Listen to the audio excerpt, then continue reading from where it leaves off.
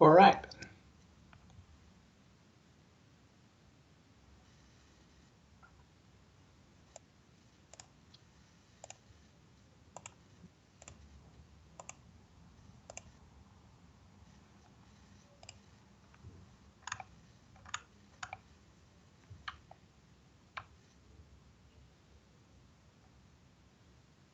Hello and welcome to the quarter-finals of the Pro League Chess Cup, and we've got a really exciting match in store for us to decide the Eastern Division. And well, I can't wait. It's going to be great fun. I'm commentating not with Fiona this time. I'm afraid not quite as good looking as Fiona, but a very good friend of mine. And I've never commentated with Lawrence either. So hello, Lawrence. Mate, hello. Good afternoon, good evening, good morning, where everybody else is. Absolute pleasure to be here. And I actually can't believe, Si, that we've never commentated on a game of chess. I know we've done a few things together in the past. We do our Full English Breakfast podcast, which everybody should check out. But actually, commentating we've never done before, which is I can't believe it. Actually, It's unbelievable. I mean, we've both done loads of commentary now. We're kind of veterans, but yeah, we seem to miss each other, don't we, each time? yeah. But we've got the opportunity now, Loz. So are you excited? I'm excited. Mate, I can't wait. It's going to be a great match. And not only because it's the quarterfinals, but some very special people are playing Certainly. in this quarterfinals. And it's going to be action. Can't wait for it. It's going to be really fun. Definitely, and we'll wait till people tune in slowly but surely. I mean, just to let everyone know, I've known Loz for a long time, since he was a little baby, and we've been good friends for and we've been up to mischief in the past. We've had loads of good fun together, but we're now doing this proper commentary work. And just to let everyone know what's going on today, we are covering the Eastern Division. So first of all, I just want to show everyone the world map. It's the quarterfinal stage. And to bring up the map very quickly, we're dealing with all the teams in orange. But now there's only two teams left. And whoever wins this match, there's a lot of nerves, a lot of tension on the eastern side of this match, on the map. Whoever wins this match goes through to the semi-final. So there's so much to play for. And if we also just bring up the prizes, we can see that now, because, this is the semi-final match going through to it, the winning team will pick up $3,000 as well, which is pretty decent sum of money, with the chance of winning a lot more, of course. So the match we are concentrated on, let's just quickly, you can see the players above us, but this is the round one match. We have the Gorky Stormbringers, who've been the surprise package of the competition, and they're playing the Norway Gnomes. And the Gorky Stormbringers have brought in a super sub, Andreekin. Now, do you know a bit about Andreekin, Loz? Andreekin, yeah, Dimitri Andreekin. Andreekin. Well, he has been a 2,700 plus player for some years now, but he never really managed to break the absolute elite of Russian chess. He's been 27-20, 27-30 for many years, but getting into that sort of top five of Russian chess, he's not quite managed that yet. He's still very young, but what he's really a very special talent at is rapid chess and blitz chess especially.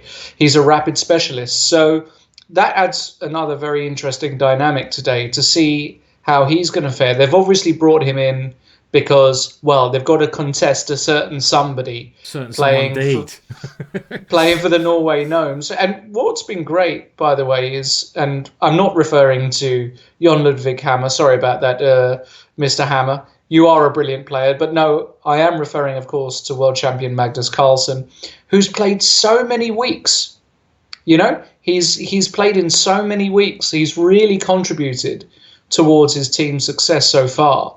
And it's great to see the world champion, the absolute world champion, and, you know, arguably the greatest player that ever lived. A lot of people would make that argument, playing in this league. I think it does wonders for the game. I think it does wonders for the league. So to see him play again this week is great, but he's going to have a really hard time playing against Andreekin. He's going to give him a really good game. Yeah, certainly. I mean, a lot of people have written off the Gorky Stormbringers at every round because they've been one of the underdogs in every match. But they're the only team from Russia, and we know how strong Russian chess players are. They're generally underrated. And bringing in this sort of rapid blitz specialist, Dmitry Andreekin, gives them a very good chance against, I should say, a very strong Norway Gnomes team. So, we talked about the world champion, but we've also got Hammer Time and Kettle Lee's first time playing. And Kettle Lee, I remember losing to him, Loz, a long time ago. So they've still got 3 grandmasters in the team. They must be favourites, mustn't they, Lawrence? I would say. Oh, they're massive favourites. I mean, when you've got Magnus in your team anyway, you do expect him to win 4-0, regardless of, unless he's playing So, Caruana and Nakamura all in the opposite team. If he's not, he's expected to get near enough 100%. And then you've got Hammer, who, of course, is expected to make a big score. Kjetil Lee, very strong grandmaster. And what I really like is how they're using as well the youngster Carlsen, who is just been, he's a superstar in the making, isn't he? He's already over 2,400 in FIDE. And they got a very strong team, and they're my favourite to win the whole thing, the Norway Gnomes. But you mentioned Magnus just performing so well. He really is one of these top grandmasters who gives a lot back to chess, and especially back to the people of Norway, doesn't he? Not every grandmaster does this. They don't want to get involved with the lower rated players, but Magnus is one of the people who does, and I think that's commendable. Now, before we do get going with the games, and the games are starting in about 3-4 minutes, I want to mention another event which is coming up in a couple of months' time. And this is another Chess.com event, and Chess.com are trying various things as they go along. This is the first time they've done this. Hopefully it will go on. I think it's been a correct, a great decision to do this. And the tournament I want to mention is this Speed Chess Championships. Now, I've just brought this up because this is another thing I want people out there to be aware of. Magnus Carlsen is obviously the favourite there. You can see I'm in my little prison there with the green light behind me. I thought I'd mess around with my green screen a little bit. Lovely little prison. Haven't been there yet, Lost. Hopefully never. And you can see the players so far competing, next to Magnus. And it's going to be the strongest ever speed chess thing online in history. So it's a real something that I hope everyone at home is excited about as much as I am. But we want to remind everyone, today is a chance to get into the money for the teams, and there can only be one. And I had to say that because it's from one of my favourite films, The Highlander. Do you like The Highlander, Loz? I'm a fan of The Highlander. Yeah, I've seen it. I think I've seen it a couple of times. Not sort of done overdosed on it like I have done with other films, but I like the tagline. It's good.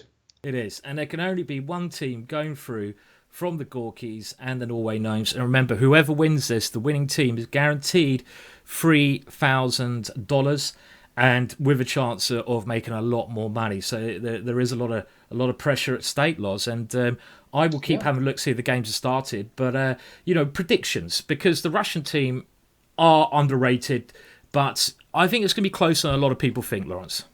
I think the FMs, especially the FIDE Masters of the Gorky Stormbringers, also have outperformed massively this year. And I think at 15-minute chess, these guys, Dudukin and Gorjanin, might be looking to pick up a few points. John Ludwig Hammer as well has shown that he's had a bit of inconsistent form.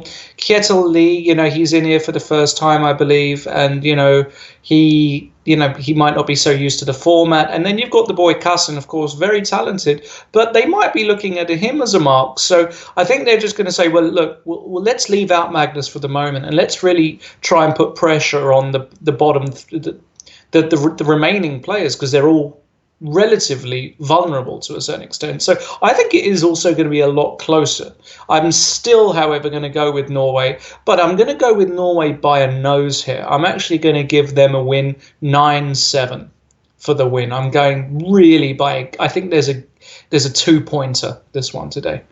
I agree. I mean, just because the Gorkys keep surprising me like every week, Yeah. And I wouldn't be surprised if they pull off some shock results today. I mean, they're low rated players. You can see they've got 2 FMs in the team, but these guys, the FMs, have been absolute stars I mean, they really have, played exceptionally well and well above their rankings. So even though on paper the Norway Gnomes easily going to go through, I do believe it's going to be a very close match like you, Lawrence. And I'm getting excited now because any minute the games are going to have a kick-off, Loz. So we can see the round one pairings.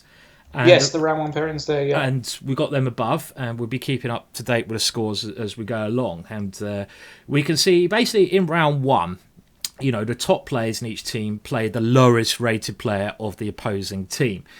And, this should be both, Dimitri and Magnus winning quite comfortably.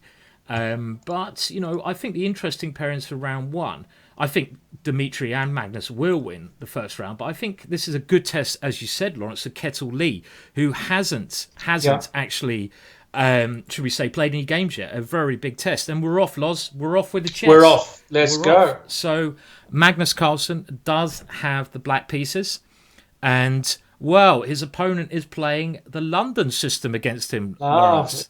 Lovely. And, well, Magnus Carlsen is himself an expert with this bishop f4 move. So I'm going to be very interested to see what he does against the London system. This is going to be really, really exciting to see how he copes with it. It's a very frustrating move to face when you're the much higher rated player, because it is what it is. It's an attempt by white to just get a game and be ultra solid. And even on move 2, we can see Magnus is already been thinking for about a minute already. And there's a reason for that, because there are so many setups against London. We can't even go into all of them now. But he's just trying to think, what is the setup that will give me the most chances? So he's played e6, which is by far, one of the top lines, of course. e3, he'll probably play c5, c3, stuff like this. And maybe go d5. He's gone with b6 as well. Okay, another very interesting setup. Quite funny, Loz, because one of my favourite games from last year, 2016, was Magnus Carlsen, and he beat Tomaszewski in one of the elite tournaments. And Magnus Carlsen had this precise position with the white pieces against Tomaszewski. So Magnus has played this with white, and he played an absolutely fantastic positional game to beat Tomaszewski. So, the London system, it comes from a tournament in London, I think in 1923.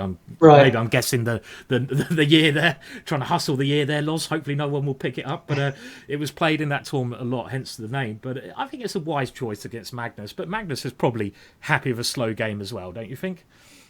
Yeah, I mean, Magnus is probably just happy with any position, isn't he? But, I mean, he wants one that isn't super dry. That's easy for white to play. So he's gone for a Queen's Indian fianchetto, a queenside fianchetto. And now it's on white, who's probably just going to play knight bd2 here. Put the bishop on d3. Sometimes you can put it on e2 as well if you want to be ultra solid. And maybe he's going to flick in a quick h3 just to avoid any knight h5 nonsense as well, winning that bishop pair. So, this position's been seen thousands of times. Nothing too exciting to speak about. Speak of h3, and this is precisely, again, what Magnus Carlsen did. It's quite funny, Lawrence, that, if you're preparing for this opening, there's one guy you want to look at to prepare. And the one guy you're using, Magnus Carlsen is the expert in this position with white. So you're preparing with Magnus Carlsen's games, but actually you're playing him as well. That's a bit weird, isn't it? Yeah, I mean, but actually that's got an interesting psychological effect. An example is when I used to sometimes play the Trompovsky against somebody like Julian Hodgson or Mark Hebden, or guys who have just played it all their lives, right? And actually, when you know the opening so well from one side, it's quite weird, but when you actually have to face it, sometimes you're a bit stumped because you think, well, I know so many systems that I don't really like. And and what ends up happening is you end up getting in a bit of a muddle yourself. So you do indeed. I mean, while this game goes on, let me just see if I can bring up the other games as well, because there are, of course, 4 all important games on, equally as important for the score. So it will just take me a while to just have a quick flick at them. I think we want to. Sure. I think probably concentrate on Magnus Carlsen's game, but I'm just going to let me refresh the page very quickly. So we can get those games up and running, and any result for Magnus's opponent will be absolutely amazing. Okay, here we go. Course, yeah. So Magnus is one there, and let me just see if I can. Okay, we got the other game here, which we'll come back to in a second. Just 2 games started, it seems, at this moment in time, but we have a couple more moves in Magnus's game here. I mean, both sides starting very normally. Magnus decided to take on d4, and at least this unbalances the pawn structure. The pawn structure is not symmetrical now, and a4 is a very normal move to try to attack the queenside formation. a6 is aimed to meet a5 with b5, and now both sides completing their development. Bishop h2 tucks its way out of harm when e5 comes, and now queen b3 and rook fe1, and I expect this is relatively like must be an even position really, and Magnus going for a solid setup, Loz. Yeah, Magnus just playing very conservatively. What he's managed to do, as you said, is unbalance the position, which is an important thing to do. He doesn't want to keep things like a symmetrical pawn structure, which would give his opponent a much more easy task. He's keeping a lot of what I like to call elasticity in his position. So what that means is he's got various pawn breaks. He can think about b5, e5, and so on in the future. White, however, does enjoy a nice space advantage. And this bishop on h2 is a very nice bishop. It kind of looks at this queen on c7. It prevents any knee-jerk e5 reactions. And even on the queen side, when he's played a4, he's managed to get some nice space, stopping any b5 from black immediately. So it's balanced. Probably if I had to take somebody, I'd take white ever so slightly. But again, it's a matter of taste, and this is going to be an interesting middle game. Sure. Well, let's have a quick dive into the other games that are going on. I think just so we can have a look how the other members are going. We're certainly concentrate mainly on Magnus's game, but we do want to see how the others are doing. So we're now going to go over to this is the I don't know if we could say board 2. It's the third board for the Norway Gnomes against the second board for Gorky. So Gorky's second biggest player in the team. And this is Ketil Lee, the first time he's played so far. Yeah. Very, very dangerous grandmaster from Norway. And we see it's been a symmetrical English as an opening I used to play for years of my life until I got incredibly bored with it because, it has got a boring reputation, but it's not, it's still okay, a perfectly playable opening. And we seem to have here, Loz, a very standard position. Maybe White is going to try to play d4. I mean, d4 looks like a move I'd want to play here if I was White at the moment, something like d4, try to get a bit of space, but not much happening either, I'd say, at this point. Yeah, I mean, Black set up very solidly again here, and Ketil just getting his feet wet, trying to get a position. d4 looks very sensible, doesn't it? I guess against d4, I'm just thinking, if you do go d4 a bit prematurely, and by the way, I just let everyone know, when the board changes colour, it's analysis mode, which we'll do a little bit. Maybe Black here, Loz, can take on d4 and do some knight f5. Is that one of his ideas? Because he's got some kind of attack against the centre, and if the d pawn moves, the knight's on pre. Maybe. I mean, even here, d5 is very interesting. I don't know. I mean, this is already getting a bit complicated. Yeah, something like this. Messy. Yeah, knight f5 can be played. I mean, I'm not that scared about a move like knight f5 simply because c6 is hanging. I can defend quite easily with knight e2, and Yeah, I mean, I don't think that's a big scare point. I am just looking at the Twitch chat. I know there's chess.com/TV, which is the chess.com chat. And hello to everyone in Twitch chat. I'm getting trolled already. Did I lose a rook down handicap against Magnus? Yes, I did. I was actually going to mention that as well. I had to, Yeah. you know me. I love winding you up a little bit, Yeah. Lawrence. So, Yeah. so you lost a rook down. I don't, you know what? I'm Rook not up. surprised. Rook up, sorry, a rook up. Yeah. And Rook up. well, he's Magnus is Magnus, isn't he? Well, I mean, there were a few more things. So people just think I sat down in a quiet room at 3 o'clock in the afternoon playing Magnus a rook up. That wasn't quite the story.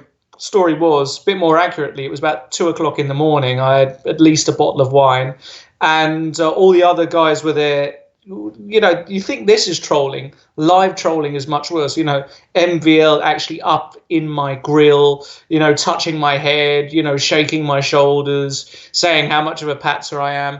And the irony of this all was that when I made this bet with Magnus, I tested this out. I don't think I'm that bad a player. So I played MVL and I played Fabiano, and I beat them 100% in like 8 games total. I just thought, well, this is just like, it's a rook, right? I mean, it's a whole rook, right? Yeah. And then I won the first game against Magnus, and I thought I was going to breeze through. And then what ended up happening was, amongst the trolling, I was starting to get a bit sort of, I was spending too much time on positions that I shouldn't. We had 3 minutes each, of course, no increment. And in a lot of the games, basically what happened is I just didn't have time to finish him off, or Lawrence, look, as someone said in the chat, it just sounds like excuses to me. Sorry. It's not excuse. You've just come up with a long list of excuses. Do you know what? Do you know the funny thing is we actually bet a fair amount of money on this match, a fair amount of money for me. Okay, yeah. A fair amount of money for me. Pennies for and Magnus. Pennies for Magnus. It was 4 figures, so it was. It wasn't. It was a four figures. It was a 4-figure bet. You loony, 4 figures. I'm getting a rook, nine. What, £10.99 or 4 big figures? Wow. 4 figures. Wow. And that's a lot. That's a lot for me. It's not a lot for Magnus. Yeah. The good news is, after losing this bet and being very red-faced, he then gave me a chance for doubles or quits later that night. And the match was, we double or quit this. It was MVL playing against Alejandro Ramirez, who's a very, very good 1-minute bullet player. But MVL was to have 40 seconds. And I punted on MVL. And MVL checkmated him with 2 seconds left on his clock. Very nice. So it worked out. All good in the end. Okay. Well, we should stick with the games as well. Let's stick with the games. Sorry about that diversion. Yeah. That's all right. It's all good to hear your adventures, and I'm just trying to see, because as far as I can locate, it doesn't seem to me that Dimitri has started playing. I'd like to say hello to Yermo in the chat, who I've worked with many times, lovely guy, and everyone else as well. But it doesn't seem like I can't find Dimitri's game. But just to recap on the positions at the moment, let's go to Magnus first of all. So Magnus, very quickly to update, there's been a little bit of manoeuvring. I want to see how Magnus plays his position. So he has gone for multiple exchanges, and now he's pushed with b5. And this is like a pawn minority maneuver over on that side of the board to gain, well, good play if you grab that pawn on the first rank. You can't do that. So now, very interesting manoeuvring. And look at that move, queen c4. This is really nice way to play. The queen can't take that because black would get too much play on the b file. And now with rook to c8, it suddenly seems to me, Lawrence, that Magnus has taken control, because this is a typical idea when you do this on the queen side. It's called a pawn minority attack. You use your pawns where you have least of them to attack your opponent's pawns where he has more. And with the move b4 on the horizon, I would now take Magnus in this position, I guess. So I think I must take Magnus here. Okay, so just a quick look. So Magnus seems to be doing well. Now, Hammer's game, very intriguing. So this is the board 2 for the Norway Gnomes, and everyone knows Hammer Time. Hammer Time has the black pieces, and it started pretty sensibly with the Rogozing variation. This is quite trendy nowadays. And both sides go for pins in this position. And, a lot of players playing this now. And after queen d6, this queen d6, in my eyes, is a new idea. And I haven't seen this before. This is very interesting. When Hammer Time, someone as strong as Hammer Time, who's Magnus Carlsen second, plays a new idea on move 6, it's well worth paying attention to. And we have a capture on f6, queen b3, and white is trying to take advantage of this by pressurizing d5, queen b6, e3, and now bishop a5. And this is really weird opening play, isn't it? I mean, I would imagine. I don't think I think queen d6 is not a very well known move, but it is a move. It has been seen. It's a cute little idea, right? Just to break the pin, and yeah, the way it's proceeded, and actually dropping the bishop back to a5 is also quite standard. Although this normally happens when the queen is not on b6, because you follow up. For example, let's say the queen were back on d6, you'd follow up with c6 and rerouting the bishop round to c7. And that's actually a very nice diagonal for the bishop to be on. So the idea of bishop a5 itself is not unusual. But black's position just must be absolutely fine here, you would assume, unless you can go queen takes d. You could have gone queen takes d5. Clearly, that wasn't the case. In the game, he just went for something solid. I mean, white is hardly in terrible shape, but already after like a queen exchange, queen takes b3, a takes b3, and maybe a move like bishop b4, has white actually gained that much? It's going to be, I mean, you've weakened your queenside structure. Black's going to follow up with, after let's say castles, he's going to play c6, 2 bishops, better structure, no attack to black's king. This looks like a great result for Jon Ludvig Hammer, in my opinion. I would also agree. I'd say black must have equalised here, because we're talking about pawn minority attacks, and one of the standard plans that white wants to play in this opening is to have a pawn back on a2, because the way you break down black's very strong queen side is you want to eventually move a pawn to b5, but you can only do that if you can support that pawn on b5 with a pawn on a4. So this plan, this very typical plan, is no longer possible now, and I would say that's probably helped black, and black may be able to concentrate a little bit on the e4 square at some point, something like this. Now, let's again go over. I have found Andreekin's game, and this does look like fireworks, so we should... Okay. We should certainly have a look at what's happening here. And I'm just going to pick it up around move 11. Andreekin is black. And let's just see. So he's playing very quickly. And... well, we're just going to get to the position. So... Oh, my God. Look at that. G4 play, D5. Andreekin hitting in the middle against a wing attack. I'm wondering what move you're getting very excited about. It's just the move. We'll get there in a minute. What Andreekin just played. Right. So... we'll get to that position. He's already won. Wow. So let's have a look. Knight h7. Yeah. And we have bishop h4. Andreekin is trying to undermine the pawn on e4. This pawn here is, if you get through to that one, it's game over. Knight h3. Knight f6. Again, trying to undermine. And now, g5 played. Maybe a bit desperate here, because I don't think there's any other way you can defend the pawn on e4. If you go bishop d3, c4. So g5, knight takes e4, rook to g2, queen... That's what I call a diagonal, Loz. That is a monster diagonal there, isn't it? That's queen g4 now played. Oh, that's lovely, Loz. That's lovely. What a spanker that is. Look at this. Knight g3 check. That is a beautiful start for Dmitry Andreekin there. That actually gives Gorky first blood. He's so good. This guy is so good. He's just so good. He's a serious. And you know what? He said to the youngster, you got a long way to go yet, my little friend. You've got a long way to go. And he's given him a good old-fashioned... He's literally bent him over his knee, pulled his pants down, got the wooden spoon out, and given him a good old spanking. Good old-fashioned spanking. Like they did. Thank you so much for that imagery. just what I wanted on a Wednesday afternoon. But I mean that he's totally. I mean he basically made the Norwegian kid look like a bit of an amateur there, didn't he? Actually, in actual fact. So. He's just literally as we said, torn him a new one. We won't go into exactly what, but he did. I have to get that image out of my brain now. Sorry. That's all right. You throw me. Would it help you if we substituted it with other people? I could do the same story with I'm sure you could. I'm sure you could. So. Okay, well let's go back to some of the games that are going on, and I think we should go back to Magnus's game because it looked like he was playing very nice, and he was getting this position with b4 coming through. Now knight d2, you've got to kick that queen away.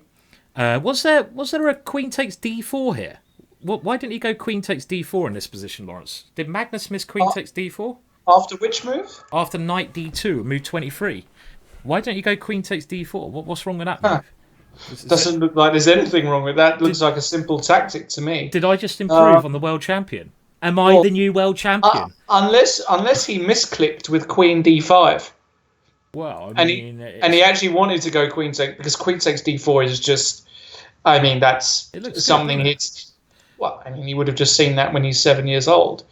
So yeah, even his app would have seen that at age 7, wouldn't he? So, or age 4, he would have seen that. I know. Maybe when he was still in the womb, he would have seen that. You know? Who knows?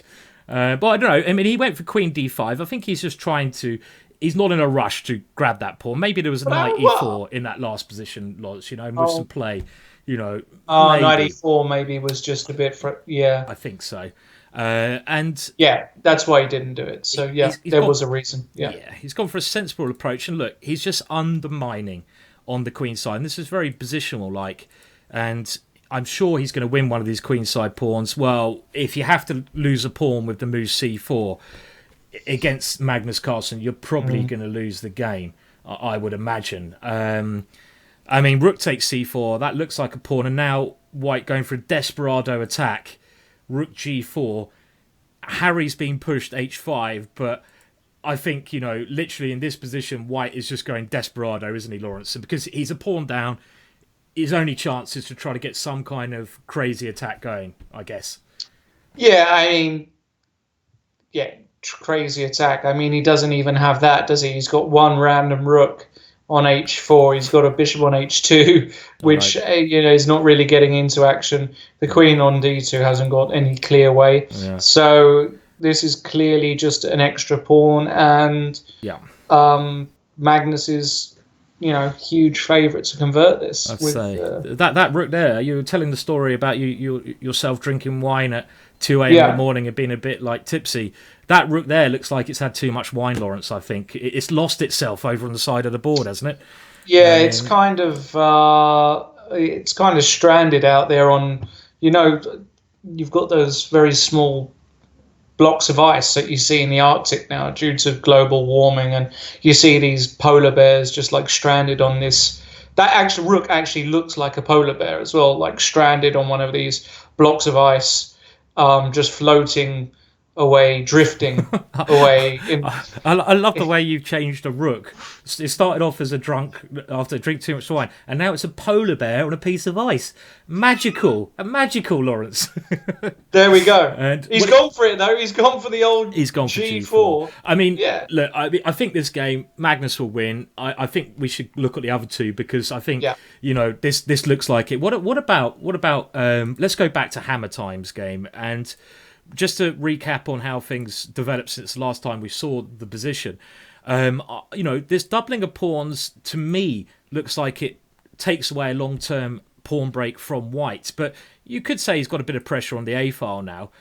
Both sides developing very sensibly, and this idea of F5 is typical for two reasons. You want to secure the E4 square, and later on. You want to do maybe a pawn minority attack of your own somehow on this side of the board. And the king comes up. So what is happening? A6, knight to A4, rook to E8. Very sensible G3. This is a current position, Lawrence. Is there much going on here? Do you think anyone's better in this position? It's curious. I actually think Jon Ludwig has been getting outplayed for the past 6 or 7 moves somehow. I feel like his construction... He could have been a lot quicker, somehow getting in F5. He wants to get in a very quick F4, but his knight on D7 is really poorly placed, and unless he plans just to go knight F8, knight G6, and claim that actually white hasn't got a good knight jump either to b6 or c5. Feels like white was doing okay, but still the problem white has is that he can't really ever stop f4 at the right moment. And once you get in f4, your position as white is you can't stop it being blown open. So the big question is black going to have suitable reinforcements to take advantage of that? And we'll see. So like after knight d3 now just played, I suppose a very sensible move is just to go knight f8 to play knight g6. Allow the bishop to join the game on c8. But then I mean, I don't know about this position. I'm trying to work out who actually which colour I prefer. It doesn't look like either side is, if someone is better, it's only very slightly. White has quite good control with his knights. I mean, his knights do seem to control a lot of these dark squares. Well, he's gone f4 straight away. He's just gone for it. He's gone for it. And I think that's the move that's basically he's saying, I'm going for you. And I like that, because when you've got the two bishops, you want to open up the position. And even if you have to sacrifice a pawn here, this is aiming to open up these bishops. And I like this. This is a very proactive approach to the position. So I like the way he's just done it straight away, basically. I'm not convinced. Like, let me give you a line here. So let's say I go e takes f4. Yeah. You go g takes f4. And I play a move like bishop g4. Bishop g4. You have to be a bit careful. Do you have to be careful about this pawn, or are you not worried? No, you're going to get lots of king g2 and lots of play. Yeah. Yeah. So basically, if you take on g3, I take back. Yeah. The only problem with this is that rook e3 might be an issue immediately, which is a shame. But what I'm trying to show is that if you play a move like bishop takes g3, after a move like king g2, or even the move king g1 is interesting, with the idea of swinging the a1 rook to f1 and the c2 rook to g2, this king on f6 is actually very, very vulnerable. So I think that there are some drawbacks of opening the position like this. The problem white has is he's got to find the best ways. He's played ef4, gf4, and now he might even he might just play g takes f4, of course, which he's played knight takes f4. I'm not sure about this one, though. I'm not sure about this, because after takes, I think the idea is to go rook e4. So bishop takes f4 is on the board. Maybe knight to f8. I like knight to f8 as well. I mean, if you just look after, let's say, pawn takes f4, I mean, if you just look at the pawn structure here, I know white's a pawn up, but look at his pawns. I mean, they kind of make me feel a little bit nauseous, because they are so they're all double, they're all split. They look disgusting. I preferred your idea a lot, because, if you got these opportunities where you could just be a little bit worse, and indeed black did go knight f8, or you can try to mix it up and get active. I think it's much better to get active. And it seems to me, with this knight coming in, the bishop attacking this pawn, as soon as this knight gets active, there's too many weak white pawns. I think Hammer's this f4 move, I think it was a good try. Maybe white could have dealt with it better, but this looks to me now to be much better for Hammer, don't you think? Yeah, totally. I think this has been mishandled by Andreekin, which actually means dude in Russian. Does it mean dude, did you say? No, it doesn't. It doesn't. Oh, okay. I was trying to do the Dudekin. I was trying. Actually, the Russian word for dude is chuvak. If you ever wanted to know, there's your one bit of sort of Russian. Random fact today. Yeah, chuvak is the word for dude, but Andreekin isn't the word for Russian. I was trying to make a very bad joke, and now Hammer looks like he is. He's just doing great. Rook e4 is on the board, and he's just got a great position. He's just literally cleaning up these pawns on the fourth. I mean, if I was white here, okay, I want to get my pieces active. I would try to do something with king g2. I want to get this rook to h1. I might have to sack a pawn, try to get my rook into here, and my knight into c5, because knight c5 actually, this jump and bring the knight towards the centre at some point could be really annoying for Hammer. I know Hammer structurally is better, so because as white my structure has just gone kaplonk, I want to rely on my piece activity to try to get some counterplay. So I would say something like that has to be tried here. Maybe even f3, rook h2, get those rooks in the game. I mean, that's the thing I'd want to play here. Not passive defence, but active defence. He's gone g5 now. Yeah, don't like that at all. I mean, unless he's got a tactical idea after king here, he's just allowed the black king and he's blockaded his pawns. I mean, positionally speaking, that's disgusting, isn't it? Yeah, no, looks over to me. Yeah. By the way, Magnus obviously did win his game relatively comfortably after winning that pawn. So we're all square, aren't we, at the moment? And Jon Ludwig looks great. What about the others? Should we go to the Kettle League game? I think we should. So at the moment, it seems like Hammer is on his way. He's better, especially after this disgusting g5 move. I don't like that. It gives black too many squares, unless he's got some great idea, but I can't see it. And maybe he's trying to get the knight to g3. I don't believe it. So the last game, and this is a key one. Okay, well, I think we'll just stick with the current position. And, to what looks like to even the first round, the Gorky Stormbringers need to... Oh, look at that. Bang! Boom! Boom! Put that in your pipe and smoke it. That's Beautiful timing. That's a beautiful idea. Yeah, that's a great move. Yeah. That's fantastic. That's a winner. That's a winner on the spot, actually, isn't it? Oh, Kettle Lee's first outing. That's a kind of move, Loz. If you played that in a game, I bet you'd want to go, get in there, son.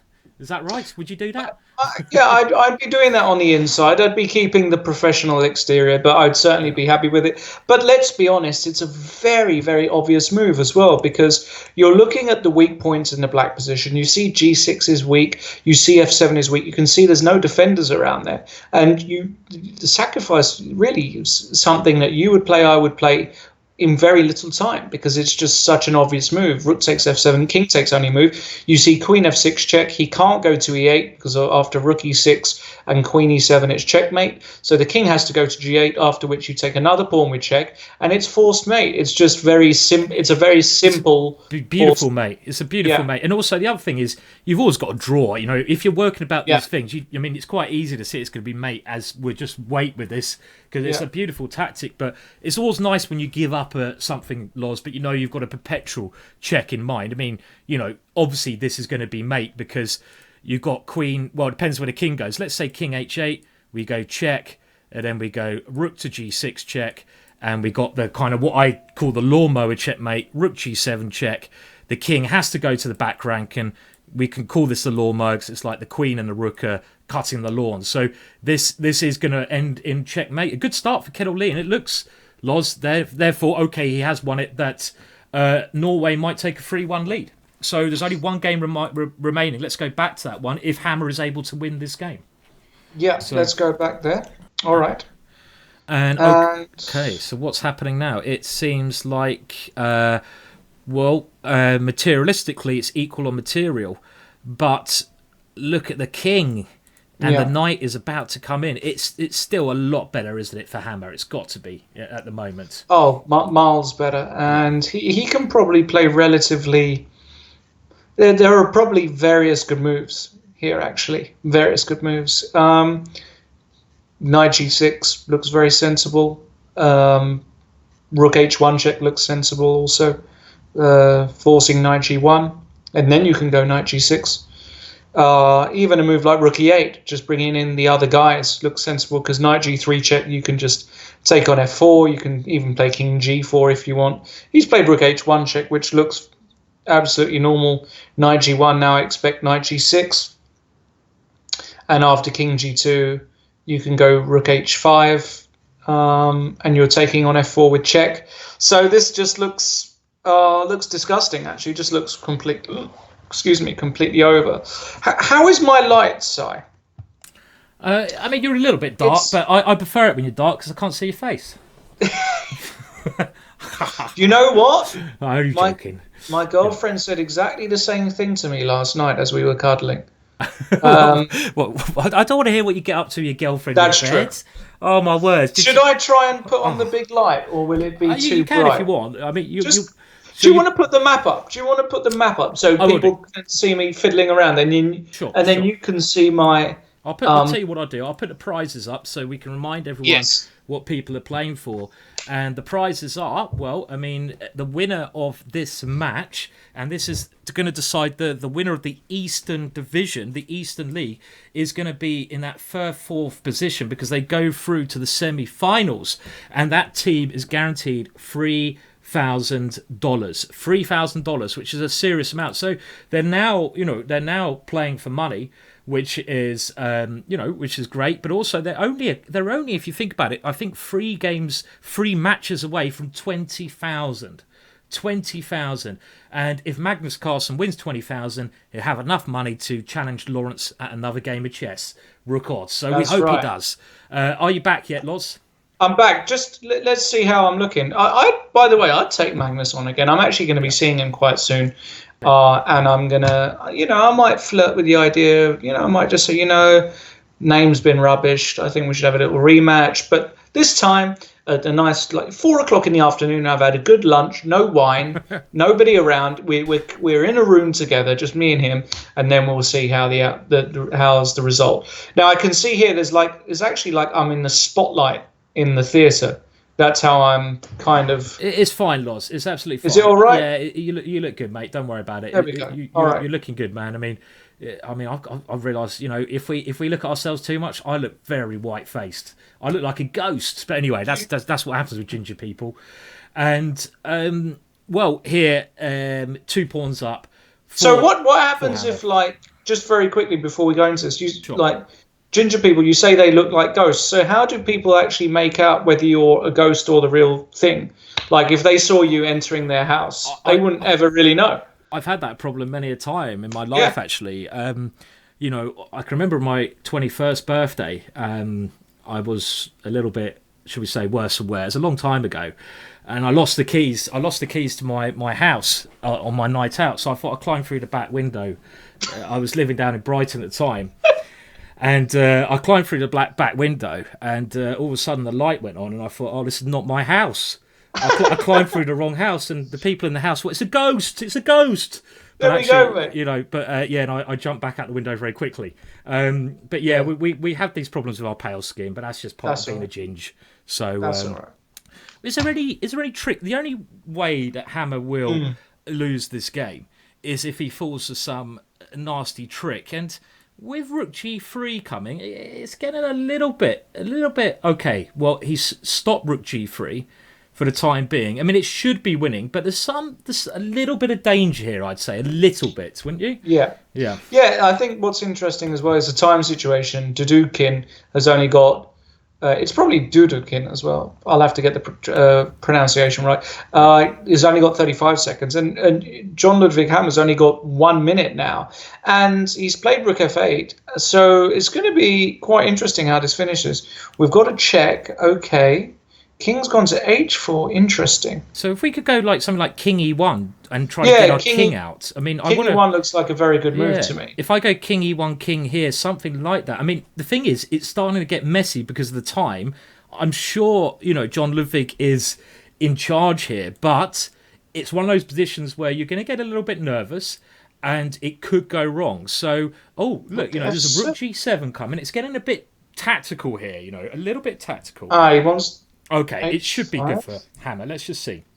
H5, Rook F2. White's just waiting. I think he needed to come up with a more proactive plan to this because he can't really move, actually, can he, Loz? It should be winning still very easily, but a little bit. I'm not sure, I'm not sure. Is he just going to march the H pawn? Is that his idea? I think he's threatening Rook takes G1 and Knight here check, going for a winning ending there. That was the threat.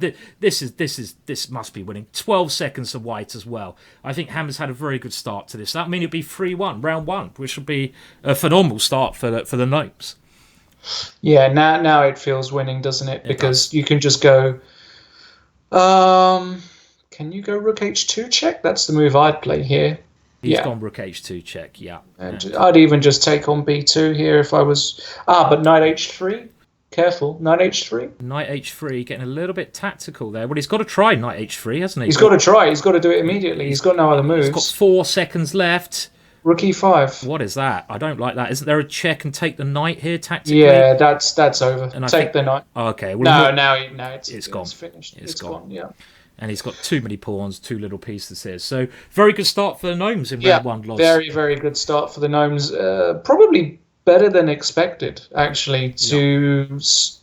But we'll see round two how it all pans out. Indeed, and of course, round two we'll be starting again. It's going to get Magnus will be back playing. This one is clearly over now for White, and that was a very interesting game by John Ludwig Hammer. I think he played particularly well actually in this game. Yeah. And okay, that should be it. Okay, so that's round one done.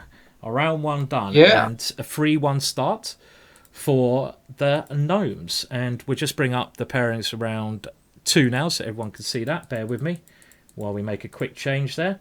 And this is the lineup for round two.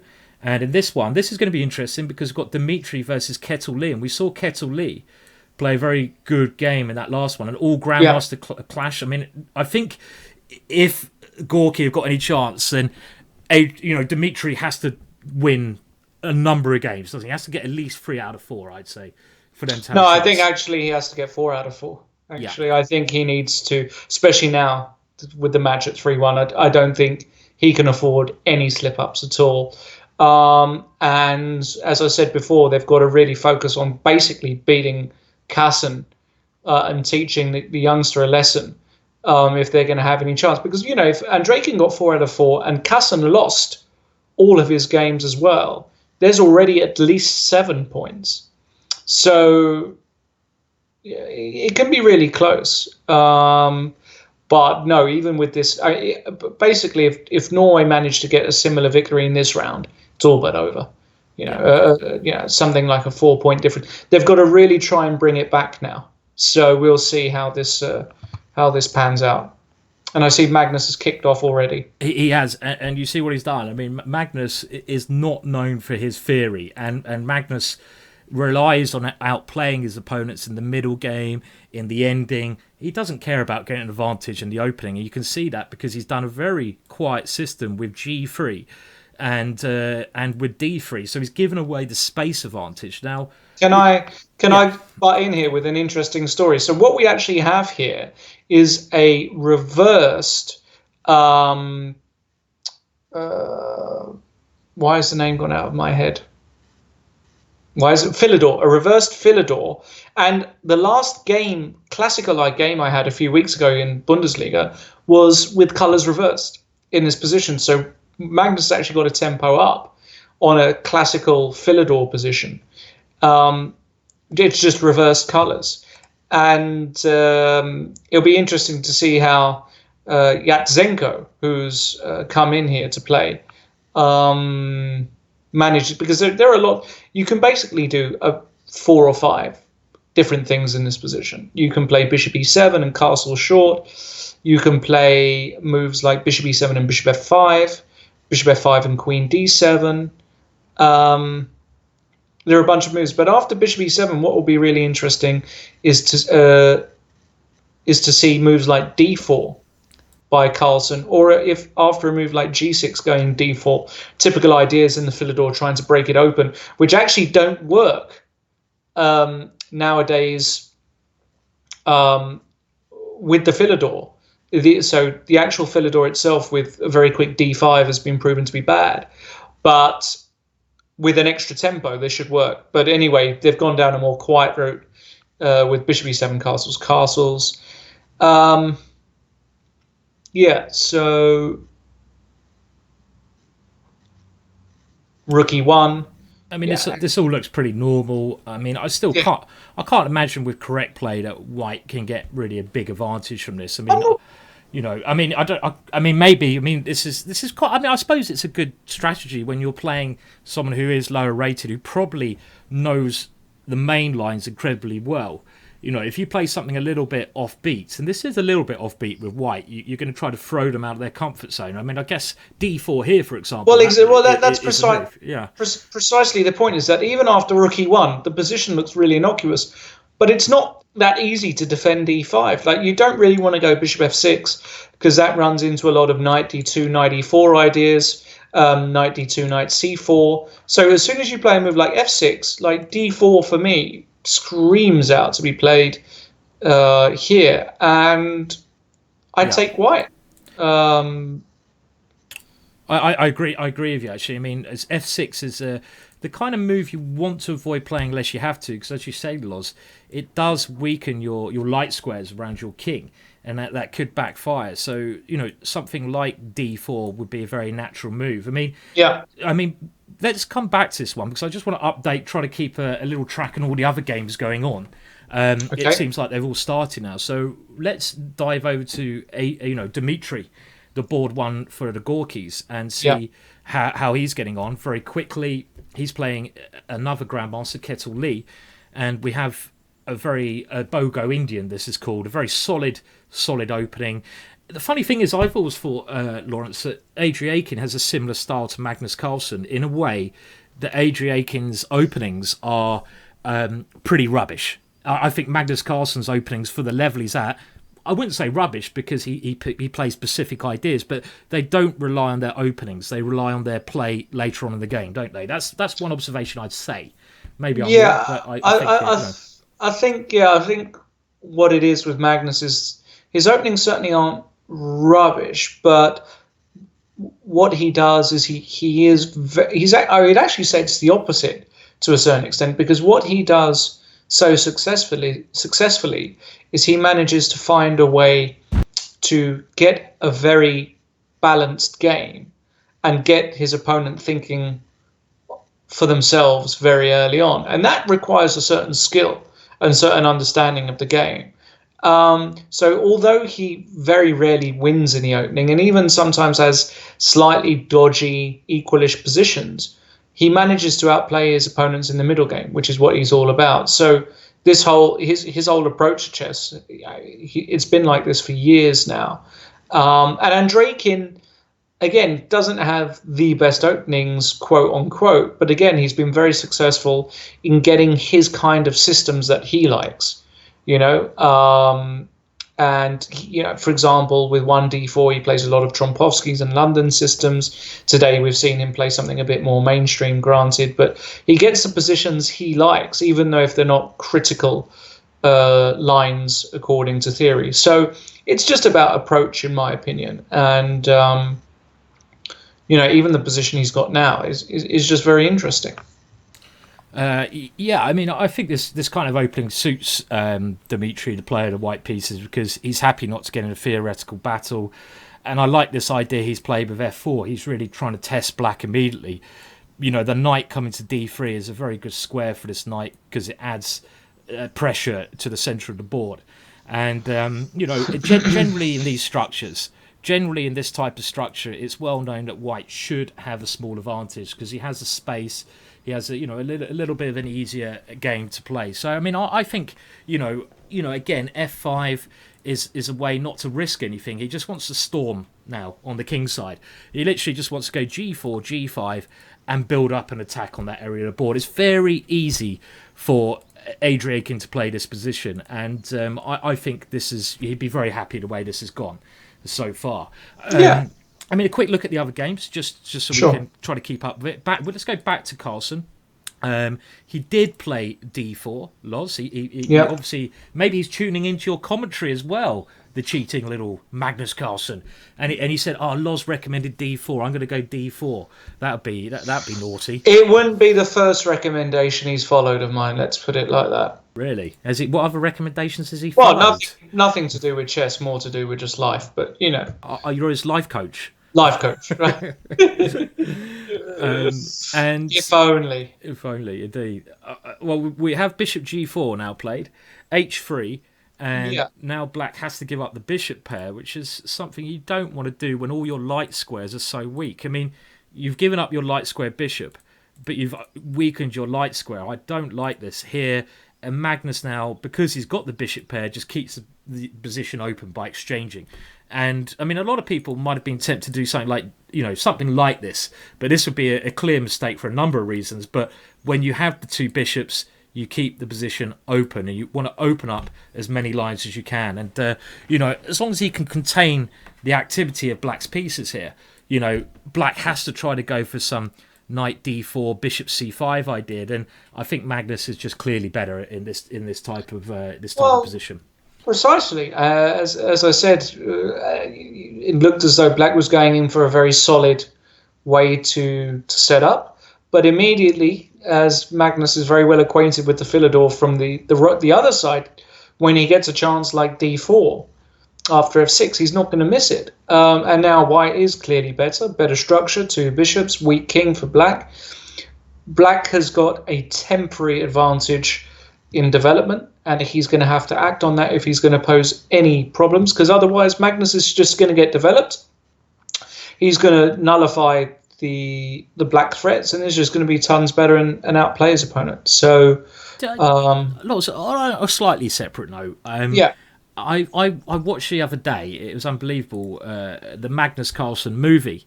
Yes. And I put on Magnus Carlsen's got his own movie. It's very well worth watching. But the thing that put me off was for about the first 5 minutes, I just saw you. You were just in the movie for the first 5 minutes. I thought I brought a DVD about Magnus Carlsen, and your mug turns up, and I have to put up with you for about 5 minutes. Loz. Was my mug in it? I heard my voice was in it a lot. Your picture is in it. Your face is in it. I'd ask for royalties if I was you as well, Loz, because you do play quite a big part. And hello, we've been joined by a ginger cat now as well, which is going to make life very difficult. But okay, well, having a look. Well, the movie is great. I am going to recommend it. I don't get royalties from it, unfortunately. I just did it more as I actually did a lot of the recording and that kind of stuff before I ever worked with Fabiano, and I was lucky enough to be the main commentator at the Candidates Tournament and the World Championship Finals, the year that Magnus became world champion. So, but yeah, I haven't, believe it or not, I haven't actually seen the film yet. So I've still got to go out there and see it. Cool. I might take my missus for her birthday to see the film as a special treat, so she can hear more of me. I know she'd love that. I love that. A film about chess and to hear my voice even more. So for your girlfriend's birthday, you're going to take her to watch a film about you, basically. She'd love that. That just sounds like well, just don't try ever to do that with me. Don't say we're going to cinema. Right. So I've been joined by a cat here as well. Wants to get in. I can see that. Yeah. I can see that ginger cat. I'm just a bit concerned that if for whatever reason it sits in your seat, how am I going to differentiate? How are you going to know the difference? Yeah, right. Because the cat generally plays better chess than me. So that's true, right? If it starts hitting the mouse and finding very good moves, that'll be the cat, not me. So that's the thing. So we'll see. I might have to move him if he demands attention. Okay. Well, anyway, let's go and have a look at the other games because. We only had a look. We haven't had a look. Has Hammer started? Okay, that's old Hammer's game. So we'll just try to find Hammer's next round, the second round here. Hammer has definitely started. Oh, wow. Okay, well, this is interesting. Very quickly, I know a lot about this opening. This is like a very interesting way of getting a Stonewall Dutch. And I've used this to defeat Nicholas Pert before. And this could be very interesting. Hammer with the white pieces. Now, it's clear that Gorky need to start getting some roll going in this round. If they lose by 3-1 again, they are in serious trouble. Yeah. And, well, let's see how things develop here. I really enjoy playing these positions as Black. You can often go for a hack attack with the rook coming around, the rook swinger. Let's see if he does that. Well, first of all, he develops his pieces. Black does very normally. And Queen f6 is quite crafty because you're trying to stop a white knight coming into e5. Mm-hmm. A white knight coming into e5 is a main idea. And knight f4, and now he goes to g5. So he's going very aggressive, but John Ludwig has a very interesting idea. Knight h5, and now knight e5 anyway. So he manages to get his knight in here. Now, is the knight good on h5 or is it bad? I don't know.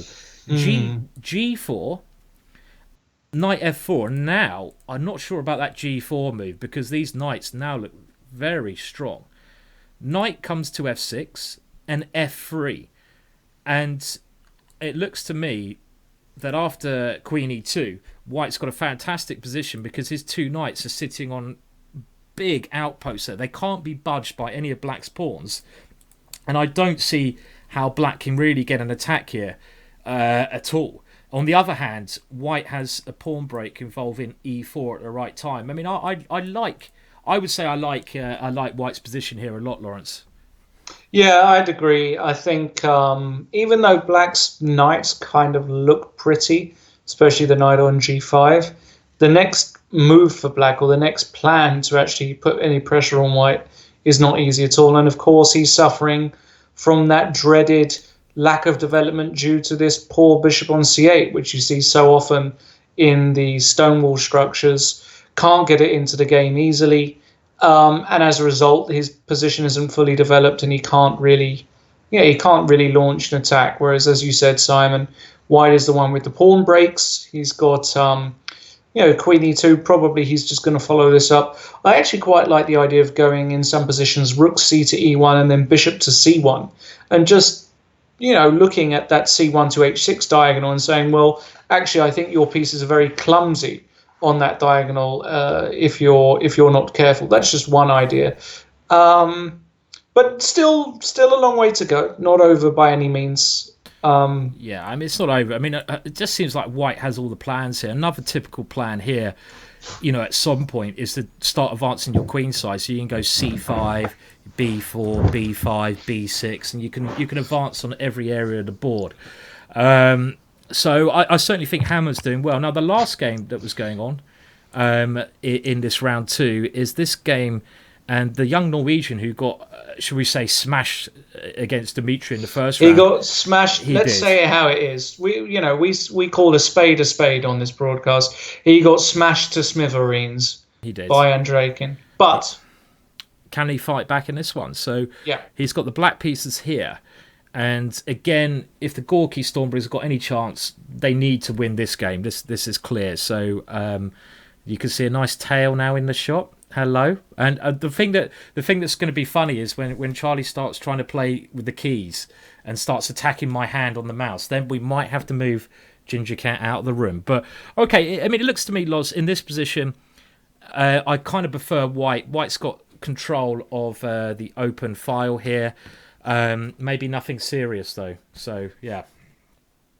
Yeah, I like White's last move, the move knight to a4. I think that's a good move. Just putting a question to this dark squared bishop on b6. Also potentially looking to play knight c5, putting the question to this bishop on a6. And bishop a5 is for sure a decent response. I'm just wondering whether the bishop a5 is decent because after b4, and now let's say he goes bishop d8, which is possible. After knight c5, you've now found a square on c4 for your bishop. That said, b7 is hanging. So I don't know. I think White is better. I don't think there's any question about that, actually. And again, as I say, I think this is going to be one of their big tactics, is to put pressure on the youngster. And it's very difficult for this young chap because he's playing in the same team as Magnus Carlsen. I mean, this is a guy he would have been idolizing for years, still does idolize. That puts a lot of pressure on you. Imagine Norway don't actually win and this kid loses 4 games. Yeah, he's going to feel really, really pretty bad. And but yeah, he's just played bishop b5. I assume you can just go knight c3 here if you're White. I don't see any reason why. That looks like perfectly sense. I mean, if I can also just exchange off one of Black's bishops, I'm going to have the bishop pair.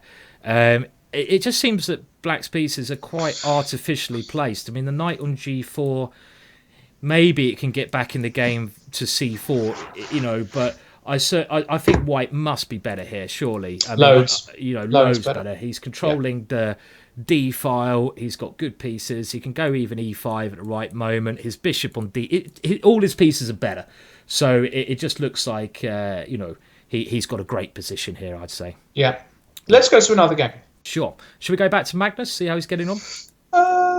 We can get back to Magnus. We can always go back to Magnus. Let's go back to Magnus and see how he's developed this position. So we saw he had it looked like a very nice position, and here Black had to do something active.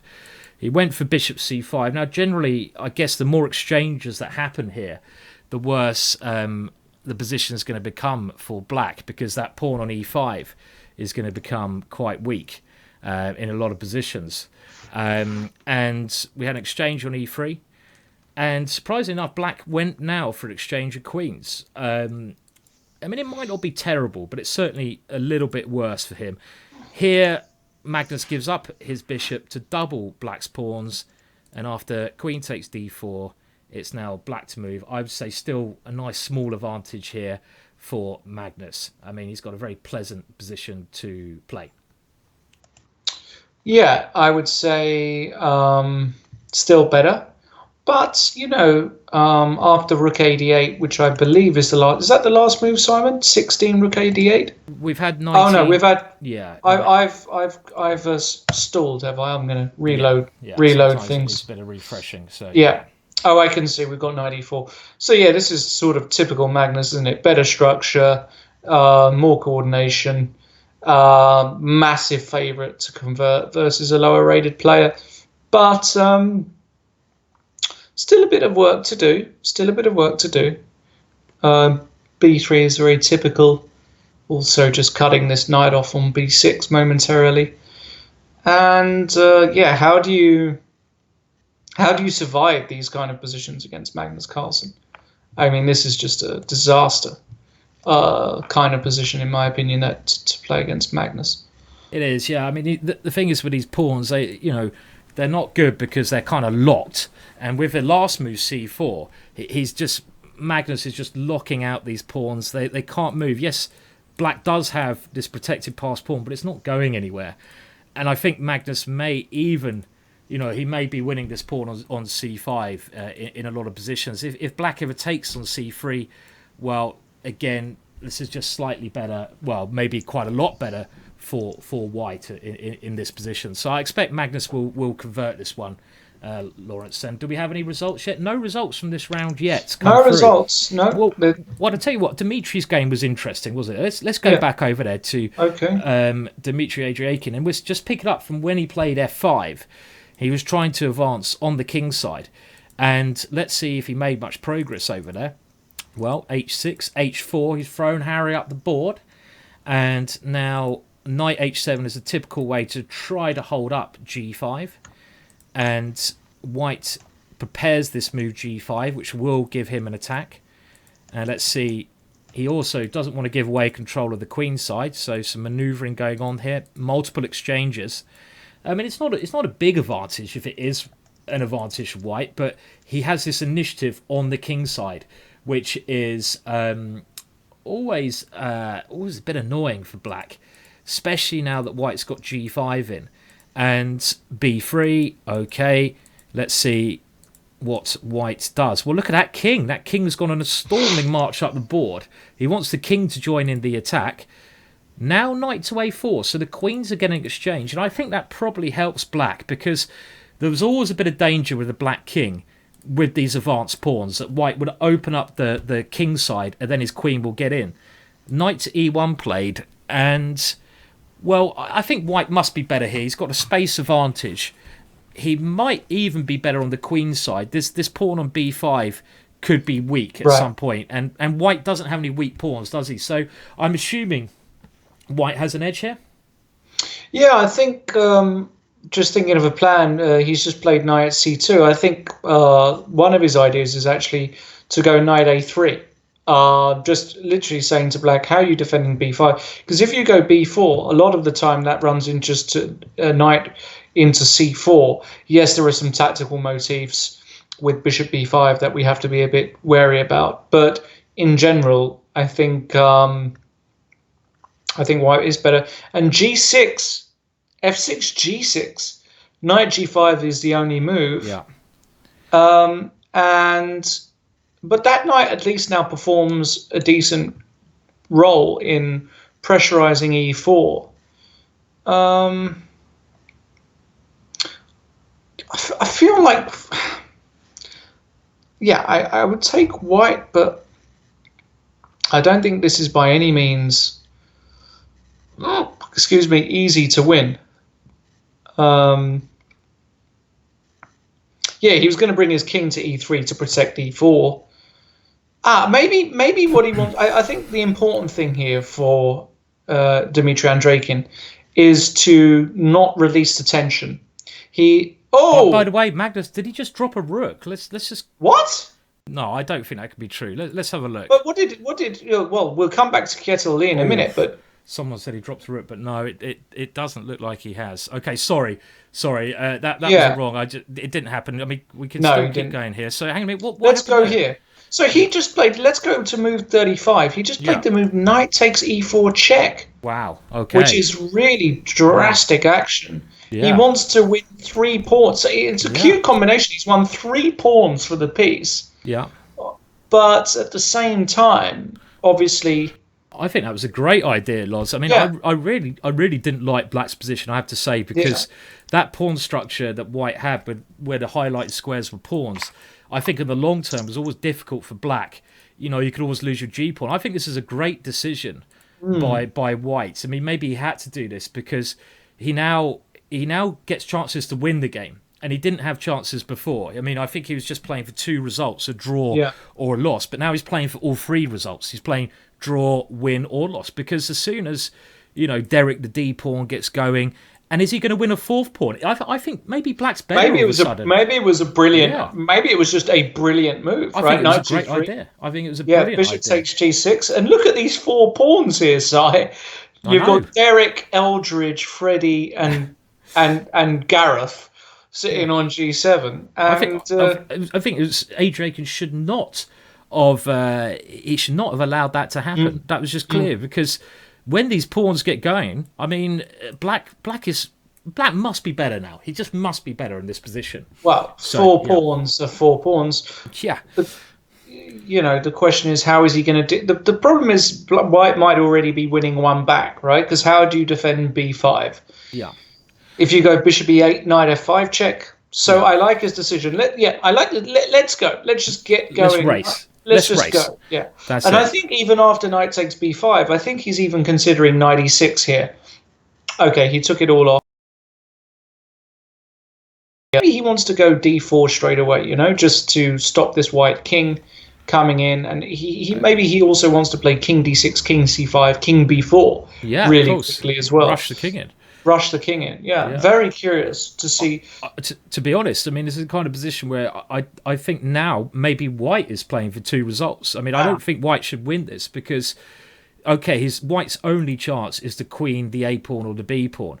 But that is a long way away. And as you said, Lawrence, the king can come in all on the dark squares because there's no piece to stop the black king coming in.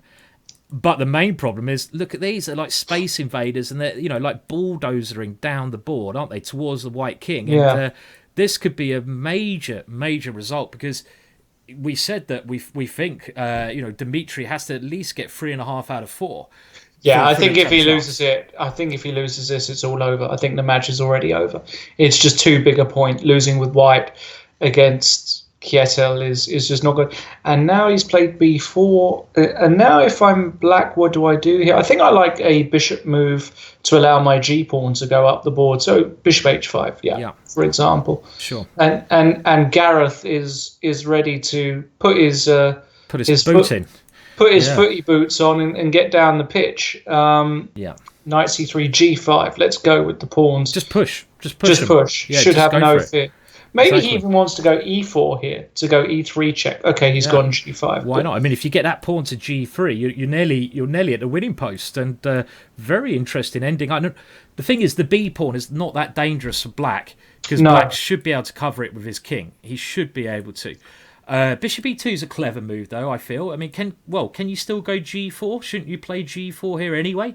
Just push those pawns. Possibly, but I'm just curious about whether bishop takes e2 is just winning as well. I mean, he's done it and just goes g4 now. Yeah. And look at them. He's Look at them go. b5. Just go king c5. Yeah.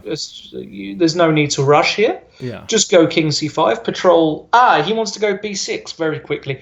You have to be careful. So king c5, b6, I think is his idea. Yeah.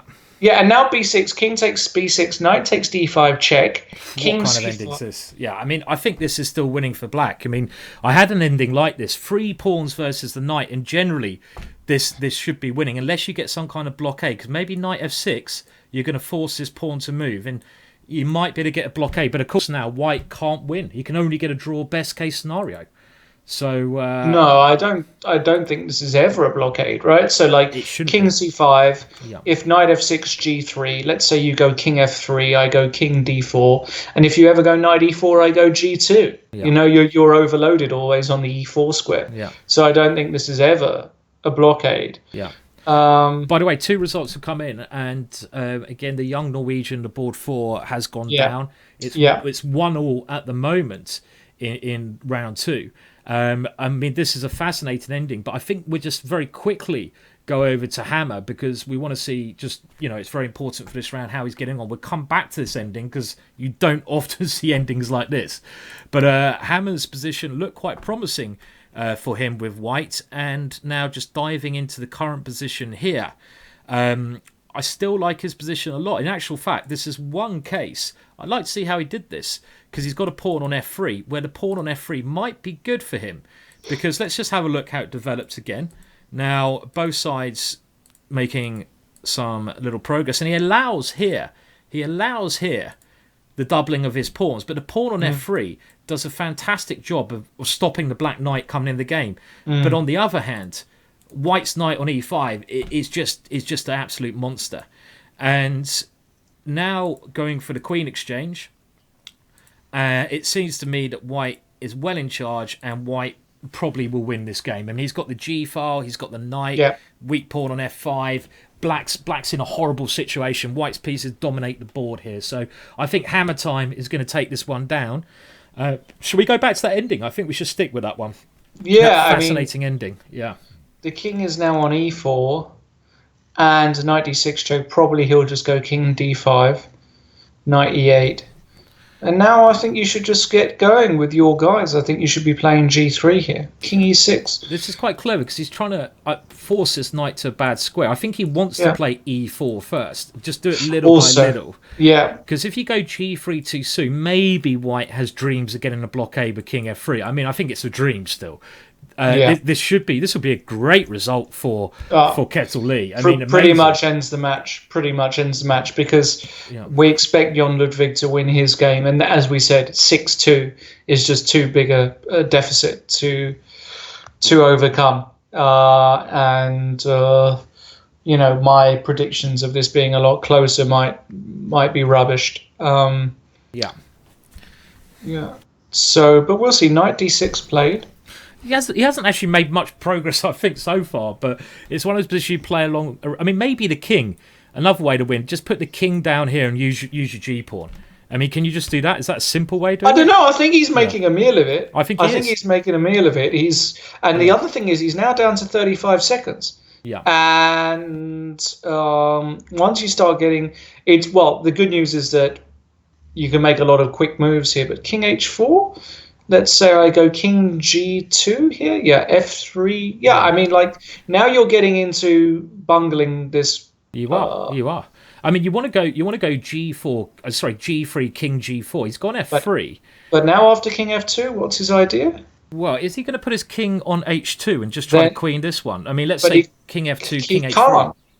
King f2, king h3, knight f5. Well, then I push the e-pawn. I try to distract you like that. Is that going to be winning? E4 immediately might win. Yeah, so I'm thinking... but knight e4. Knight e4, not knight f5, but knight e4. So knight e4, I go king h2. Okay, he hasn't. Why don't you go king h2? And then knight g3?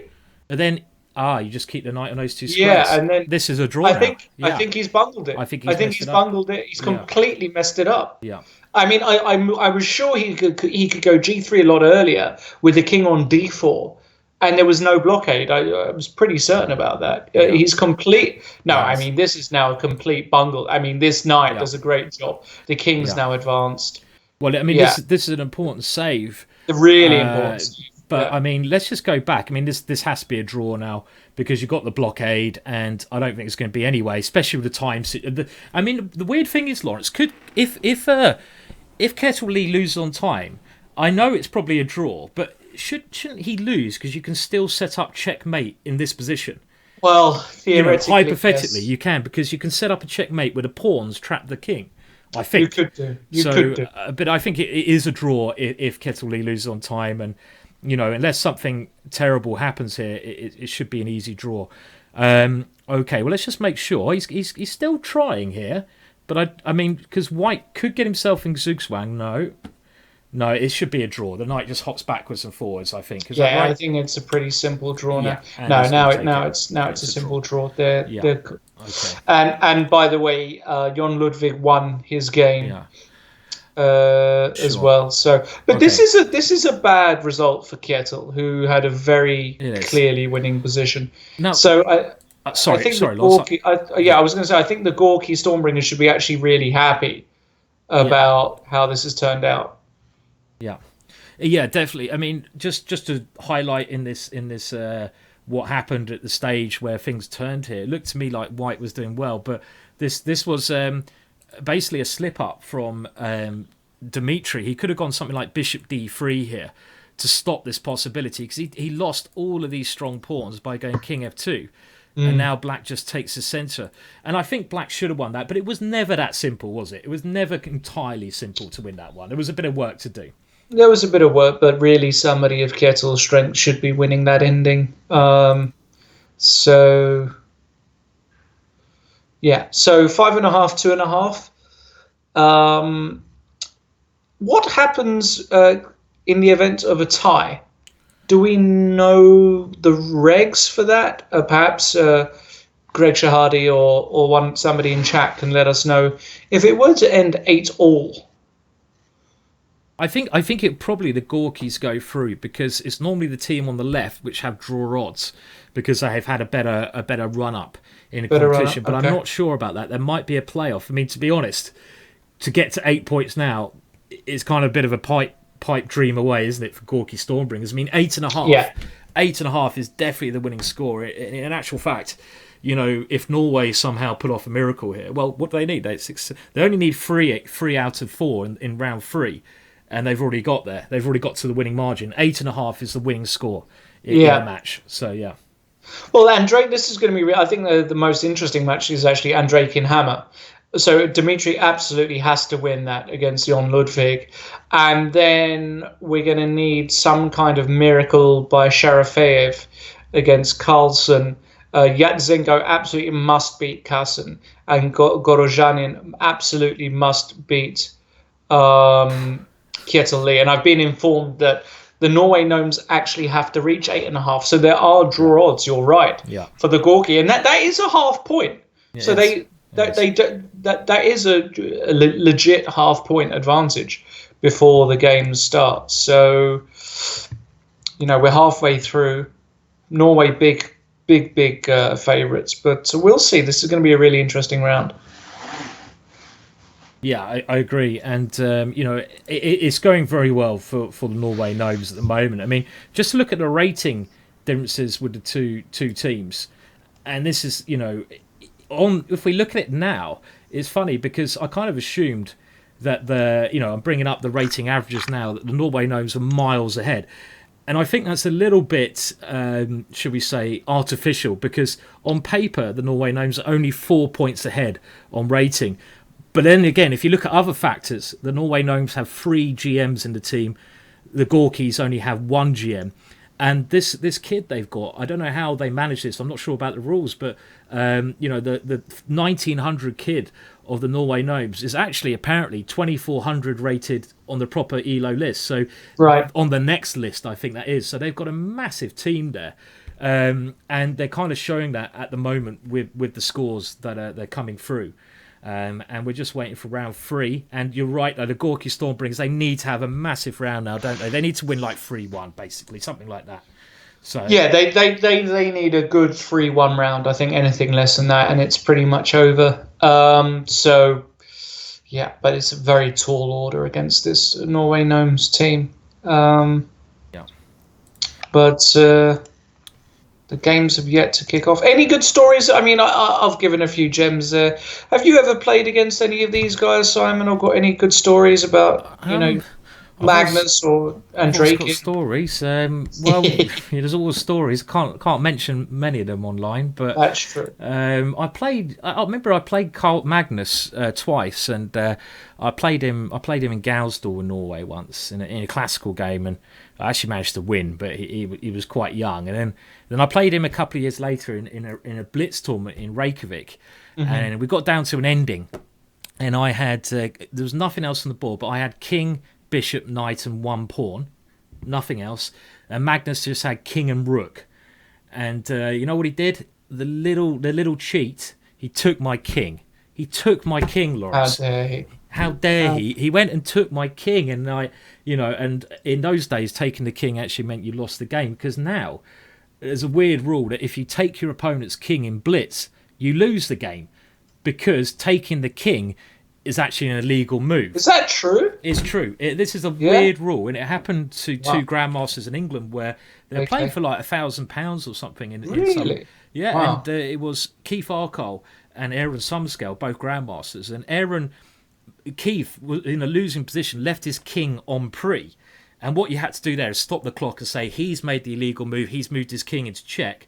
The rule is the last person to make the illegal move actually loses. So if you move your king into check and your opponent takes the king, taking the king is actually an illegal move. Wow. So you lose the game by taking the king. It's absolutely ridiculous. I mean, like, insane. It's just stupid, isn't it? Absolutely stupid. So Magnus took my king, and he doesn't even know the rules. How did he become world champion? Did no one teach him that you can't take the king, Lawrence?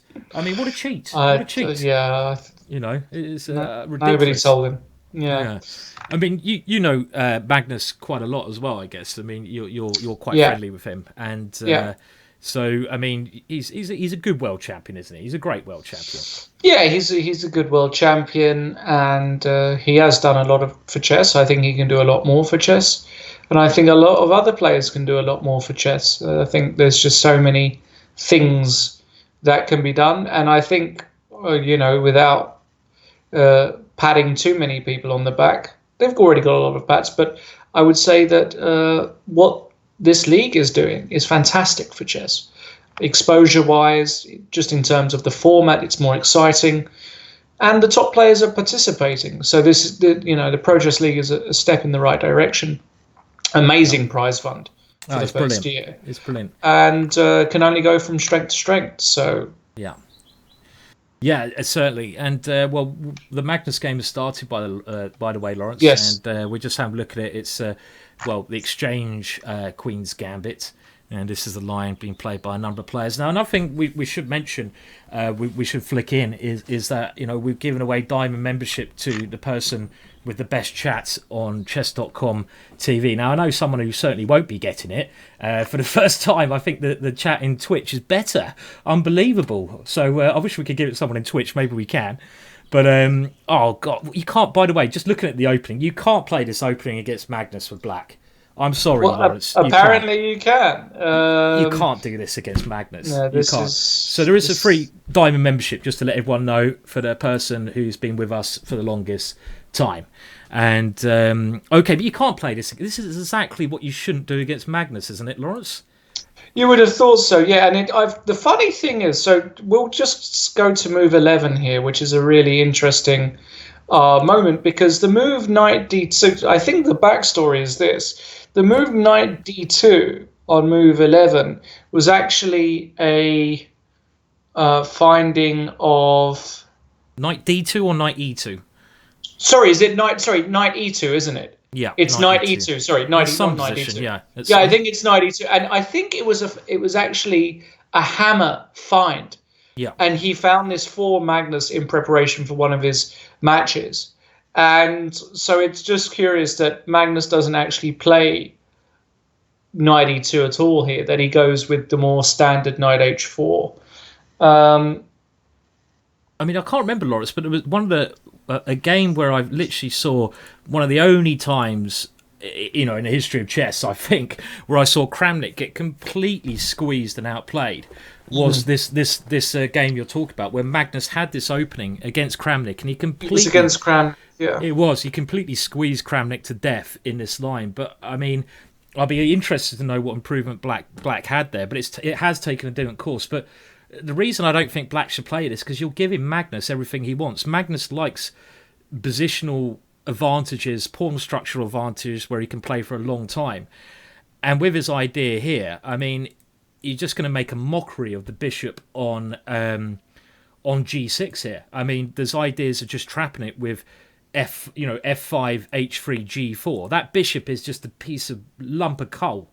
It really is rubbish, Lawrence. It's terrible, isn't it? You know. So, I mean, I had this position against Hawkins actually with white. Did you? And Okay. I did in London Classic, and I generally don't like swapping off queens too early. But when I get a position like this, I do it all day long. You know, and I'm sure that this is certainly not what you do against Magnus. That's my thing. Don't give him the position you want. Make it complicated at least. Yeah, So, I would say it's probably not the best choice. It's passive, as you said. It's Magnus knows this extremely well.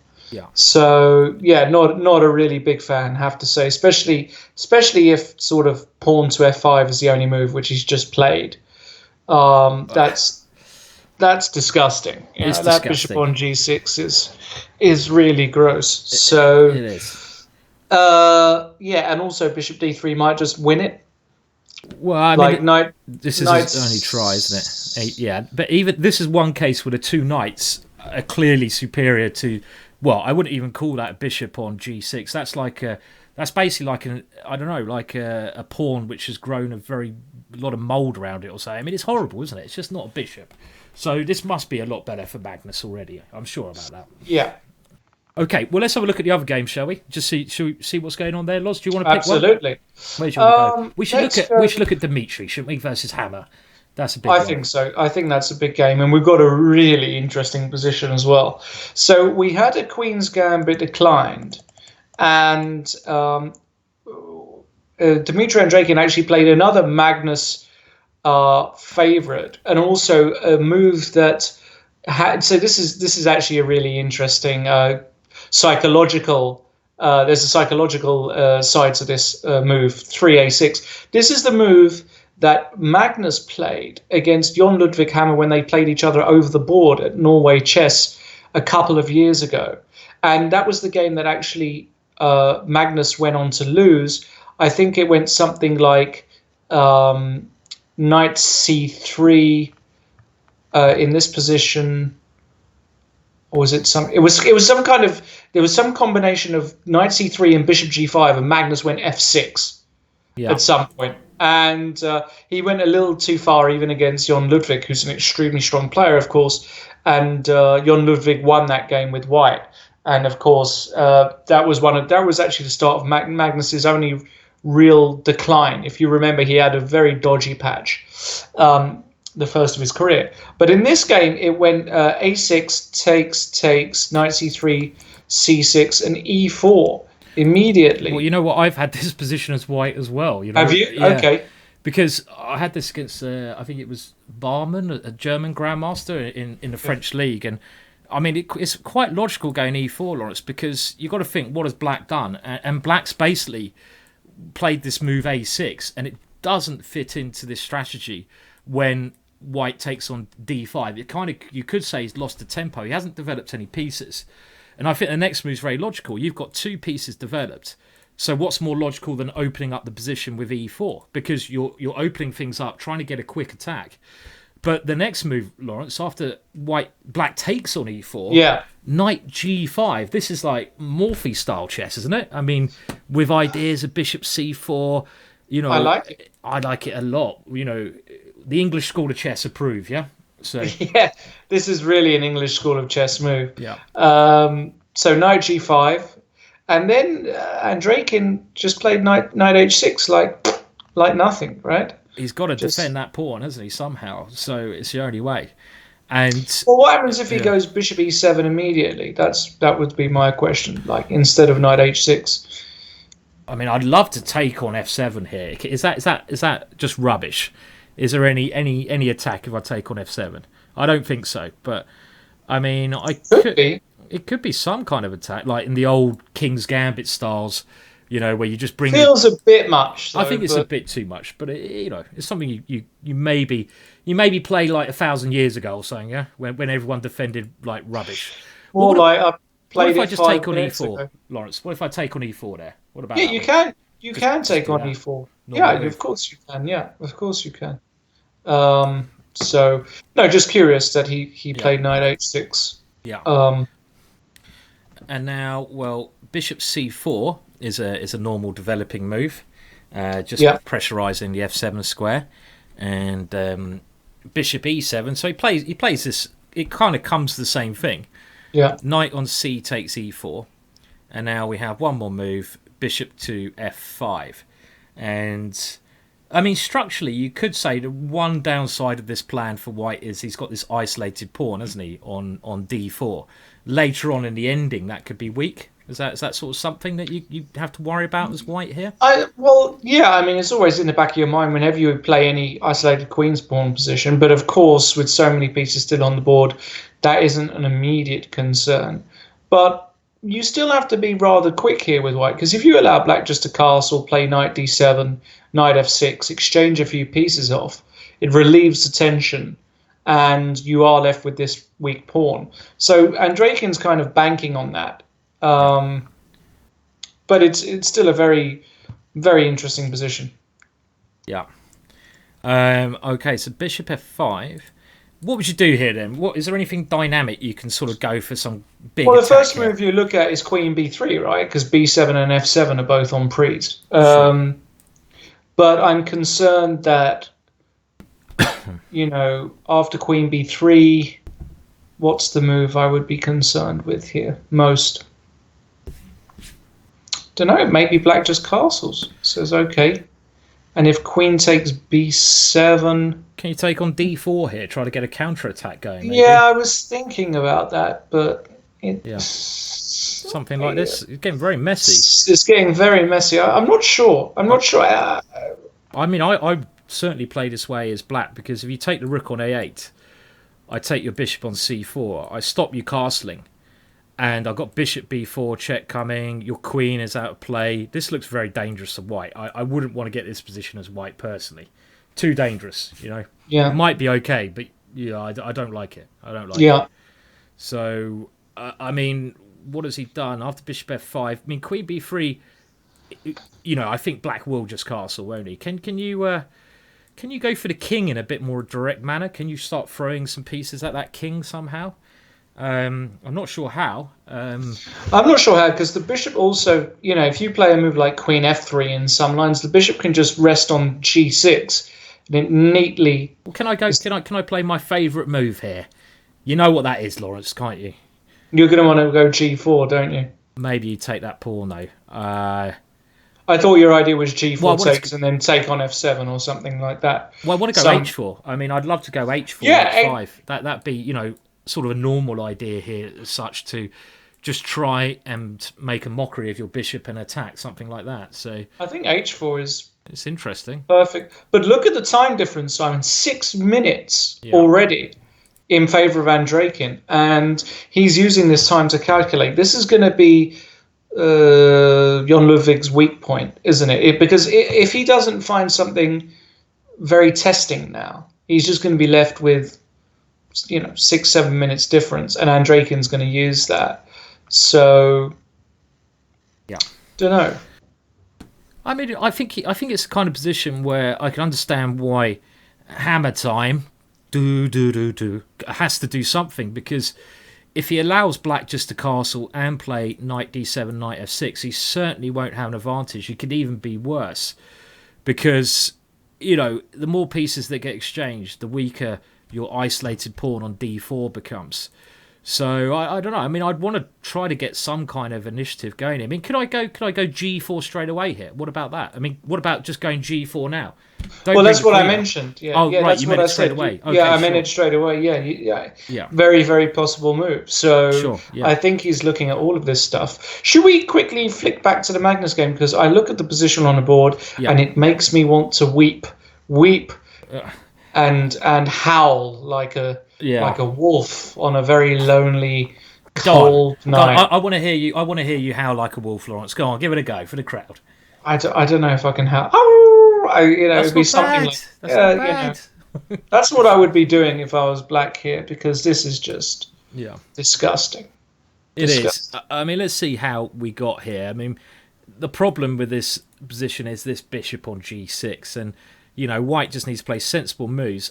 Again, I don't like the move c5 as well, because your one hope as black is to stop the white pieces coming in here, maybe rely on b5. I don't like c5. c5 seems like an error. And, well, white just plays very sensible, normal moves. Okay, black at least now gets a chance to swap this one off. But white undermining the pawns there. And c4 coming. Rook a1. And there goes a pawn. And probably you're going to lose the pawn on c4 as well, don't you think, here, Loz? It looks pretty bad, yeah? Sorry, I'm just being just put off by the chat when I made the howl. Fewer commenting that's the sound I make in bed. Oh dear. What, when you're looking at chess positions? Oh, this is a family-friendly show, ladies. It is family-friendly. So I'm not going to... I'm not going to respond to such a claim.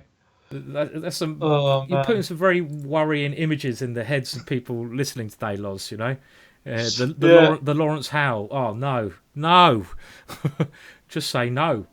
So. Yeah, that's beautiful. Okay. Well, it's over. Man. This is over, isn't it? This is over. Let's go to a more interesting game. Okay. Well, maybe we should look at the other two games going on. We'll just get an update on them because we haven't seen them so far. And well, we can go over now to Kettle Lee, and we just have a look at his current position. He's just crushing. He's playing. He's doing very well, isn't he? I mean, he's got 1.5. Yeah, he's playing brilliant. He is 3 pawns up. He's 3 pawns up. Yeah, and this time he hasn't sacrificed a piece for it. So, you know, just and Rook C2. Being played, and well, I mean, again, this is just easily winning. The a pawn's going to win the day. You've got a lovely outpost here for the knight to d4, and that knight on d4 is just so strong there. The bishop on g2, very bad minor piece. Black may even want to reroute his other knight to a good square, another outpost on c5, and this should be easily winning for Kettle Lee. Let's remember that the Norway Gnomes only need to get 3 points out of 4. I say only, but it's looking possible they might wrap up the match in this round, Lawrence. I mean, let's go to the last game. Yeah, they might even wrap up the match. Let's look at Tor Fredrik Kassen, the youngster.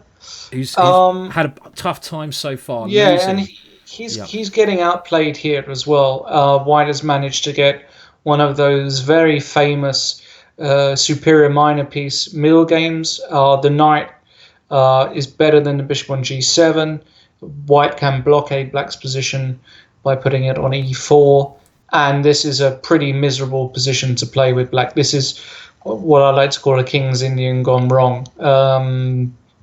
Not really much play. Queen e6. The first move I'd be looking at here is to play knight f2 with white. Also, in some positions, I just want to go queen b3, exchange queens, because Queen b3 is certainly a move I like to play, I think. I mean, the only thing I'm just wondering how black can get counterplay. Could he now, Lawrence, maybe take off and try e4? Because you've got to bring that bishop to life. But even here it doesn't work, so take on h6 maybe. You take on h6, and even f takes e4. It's just winning as well, So I think, well, he didn't do this. I think queen b3 was just a really simple way to get a decisive advantage, but he's gone rook e4, which is not a bad move at all. And I think white will win that one. And I think, so Kettle Lee's going to win. Magnus is going to win.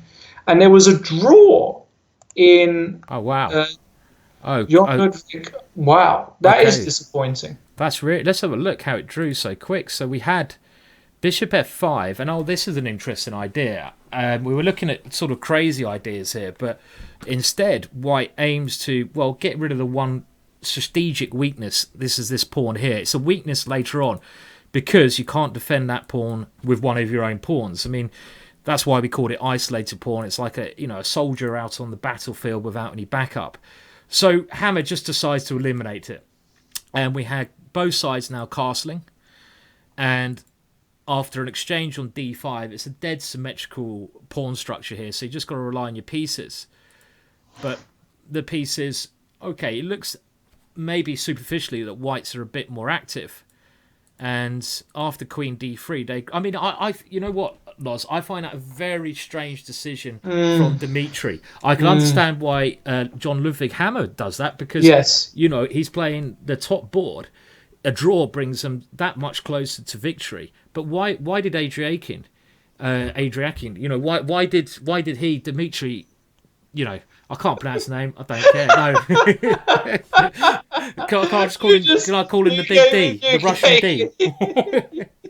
Why did he take gave a it so many goes, though. It was admirable. That I gave it. Can I try to think of another one? Andreekin, AD. I think it's just if it's like the word "and" in English, and if you can imagine you're in the garden, Simon, on a beautiful summer's day, and what does your bird ask you to do? She said, "Can you do a bit of raking for me outside?" You know what, Loz? Surprisingly enough, my girlfriend's never asked me to do that. She's never said, "Can you do a bit of raking?" And then I howl like you. Oh, no, okay. And raking. Yeah. And raking. There we go. And raking. Okay, but that's still a bit. I don't want to be too harsh, but that's bad, isn't it? To take a draw there, you're messing up your team, aren't you? So. But your mention of Andreekin would be a nice sort of hybrid between Karyakin and Andreekin. It'd be quite a nice little... Their love child. Their love child. Yeah. Andreekin. But I agree with you. I mean, the decision to take a draw here is just beyond me. I don't understand what he's doing. Yeah. And now the match is really already close to beyond reach. Yeah, it's really bad now. I mean... let's go back to Magnus, because I'm sure he's just cleaning up in his game. I mean, Magnus, I think will win this position. It's just a matter of time. So that would put the Norway Gnomes on 7 points. If we now go to, here we are, Kettle Lee. Kettle Lee has got both his knights into the position. He's completely dominating. He's 3 pawns up. So as long as he doesn't mouse slip and do something like blunder his queen now, forget his queen has been attacked, he's going to win, and that puts him on 8 points, half a point away. So it seems like it's over. And the last match, which White has to win, White will probably win this last match because positionally White's doing well, but it doesn't really matter, does it? It doesn't matter at all. If Norway get to 8 after this round, will you give me 1,000 to 1 side on a Gorky 4-0? 4-0 in the last. 1,000 to 1. How much do you want to put on it? Come on. How much would you like? Put your money where your mouth is, son. The thing is, I might. If it actually happened, I don't think I could take it off you because I could bust you. You would bust me. I'd bust you 1,000 to 1. I'd bust you up. If you put £10 on it, then suddenly I'll be owing you for the rest of my life. That sounds like the worst situation. I'll tell you what. Why don't we just have a friendly drink of choice? I'll just because I'm feeling generous, I'll just take Gorky to win the 4-0. Okay. And if they lose, you got a drink from me. You go. You know what, Loz? I'd be very happy to buy you a drink as well. Can we make it champagne then? So is it a bottle of champagne you're going to get me? We could make it a glass, like a bottle. Cheapskate. A bottle. Given that they're probably like 25 to 1 on. Yeah, I'm pushing my luck here. You are pushing your luck, but I'm happy to sort out a glass the next time I see you. Why not? Let's go for it, or even a cheeky beer will do. It'll be a pleasure. So, yeah. Well, I think, odds-wise, if I was an odds person, it would be about 1,000 to 1. I mean, literally, the Norway is 1,000 to 1 actually. I think it is. I mean, they're simply just rolling through this, aren't they? I mean, I think the only game that Gorky are going to win in this round is this position. I mean, White's played a beautiful positional game here. Yes, and he's really showed how the knight can dominate the bishop. Something like B4, that knight on E4 is on an outpost. It's beautiful. Okay, but what were there any? Okay, let's go to this game. Okay, Black won this game, 7 points, 1.5 points away. Magnus Carlsen, can we see? Well, Magnus Carlsen's got to blunder his queen or something, but he hasn't even got a queen to blunder, so he's got to blunder a rook here. Something strange has got to happen, Loz. Yeah. So, okay. I don't see it happening, to be honest. To be honest, his position is so comfortable. He's probably like speaking on Facebook and calling people, and he's just not even bothered. He's probably not even looking at the game properly. He's just I reckon making moves. He's probably playing 5 sit-and-go poker games at the same time, you know. Probably is doing that. Probably is doing that as well. On the phone, little, you know, chilling out. And I mean, 1,000 to 1 apparently is close to right. We're getting people who are odds people, maths people, saying that 1,000 to 1 for a Gorky 4-0 in the last round is about right. Right. Yeah, that sounds bad. We could do. I'll tell you what we could do with the 1,000 to 1. Why don't we do a glass of champagne? I will bet you one glass of champagne. What, against 1,000 glasses? Yeah. Every time I see you for the rest of my life, I have to buy you a glass of champagne. Right. So you're being the champagne storage forever. That'd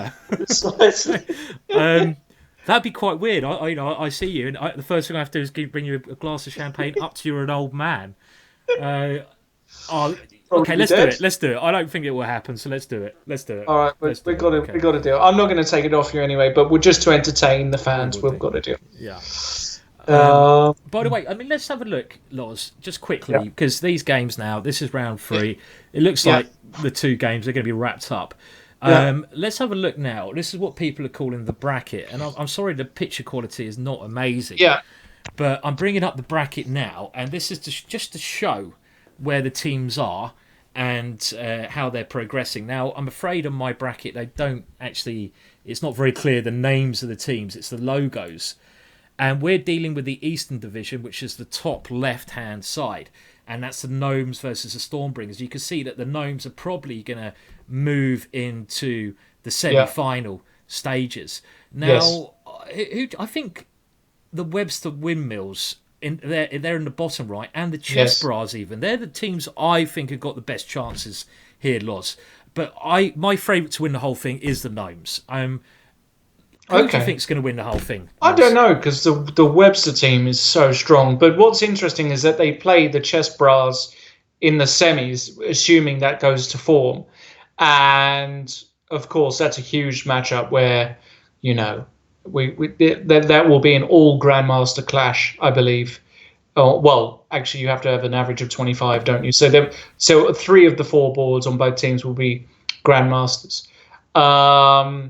And a lot of people actually tip them both to win it. So the fact that they're playing in the semis is good. What's really interesting is the bracket that I've been covering most, or the division I've been covering most, has been the Central Division, which will be the Stockholm Snowballs against the Marseille Migraines. They are actually extremely strong as well, because they've got MVL, they've got Etienne Bacro, they've got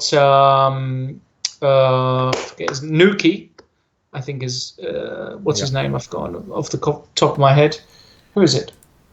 Another very strong French grandmaster. Can't remember. Is it Lagarde? No. It's it's right on the tip of my tongue. Anyway, I think the Marseille Migraines are actually a really underrated team, because they've also got a really good kid on board for Remy de Graaf. So, so I think Marseille. But then again, Stockholm also very, very solid. Georg Meyer having a fantastic tournament. But they've got a weak link in their game. So the player you just mentions in the chat. So, who is it? It's I don't know. He hasn't. Okay, let's have a look. I'll click on the name and see if it's going to become clear. Who I think I've played. I've lost to many times. Yannick Gozzoli. Yeah, Yannick. Exactly. Okay, right. So So Yannick is a fantastic rapid player as well. He's crushed me in blitz many a time. Yeah, he's fantastic. He's very strong at blitz. So definitely. I mean, you say they've got Magnus, by the way, just won that game. They've got a great chance. Yeah. But all these teams have got great chance. I mean, another great thing, I think, you know, today, 4 out of the 5 top chess players in the world are playing, which is just like unheard of. That's unbelievable, 4 of the top 5. Your mate Fabiano's playing, isn't he? I believe today. So he's got a game going on. And, you know, it's just amazing how many of these guys are actually in here trying to win this money for their teams. It's great to see. Yeah. And as we said, there can only be one. There can only be one at the end. And this is the money round. 3-8 now. Is there any game still going on? Yeah, there's still one game going on. It's the Yadzenko versus Kassen game. And fair play to Tor Frederick. He's managed to keep the game going. His position still is in dire straits. He's a pawn down. The knight on e4 is still as good as it used to be. Yep. And with good play here, White just must be winning this position with slowly but surely. Got to be a bit careful, but I can understand why Black's playing on, because also the tournament situation, the match situation is, if somehow Black can salvage a draw, they've won the match, which is worth just playing on just for that reason. And, if you can swap off the knight for the bishop, which you can't because your bishop is a dark square bishop and the knight is on a light square, so you can never exchange this bishop for the knight. You can just dance around it. But if you could somehow get to a rook ending, then you've got chances to draw. So you might as well play on here, I'd say, Lawrence. You just play on a little bit. Yeah, a curious ending is, what happens if White exchanges the e pawn for the c pawn and just has knight 3 against bishop and 2. I mean, generally that's supposed to be a draw, but maybe not with this pawn structure. Right. I mean, exactly. I think it might be a draw because Black might be able to get a fortress. So, I mean, that's certainly something White doesn't want to do. He doesn't want to swap off these 2 pawns, does he? I mean, he just... I don't think so, no. So this game's not quite over, though. But it has to, White has to win, and then Gorky have to win 4-0 in the next round. How would you win this of White? I'd probably bring my king to d3 and then start queening my c-pawn. Yeah, and that's exactly what I really liked him playing g4 before, just not giving Black any sort of counterplay. And yeah, just bringing the king over. Black might try h5 at some point, but even if he does that, it doesn't really achieve much. You might even be able to ignore that. You might not even have to take on h5. I mean, you can take on h5, but you just don't want to let him go g4 and swap down to more material. One thing I might try is g4 now, because if you go king h4, before rook b1 is rook b1, and just try to end the game quickly with a checkmate there. I mean, actually, yeah, this is a class performance, isn't it? By Yatsenko, he's gone g4 as well. Yeah, and if you have to come back, this is well and truly over now. It's well and truly. I think this is probably even over with rooks off and the c pawn off. Yeah, probably. I mean, what you want to do in these positions when you're trying to win them, I always think the simplest way is the best way. So if you can still win, exchange lots of pieces off, then you should do. So if you can exchange rooks here for White, that must still be easily winning, because you can actually put your knight on f5 and your king on e4. There's loads of ways to win this, but keep it as simple as you can. That's what you've got to do in these things. Don't complicate things, simplify things. Rook b6 check.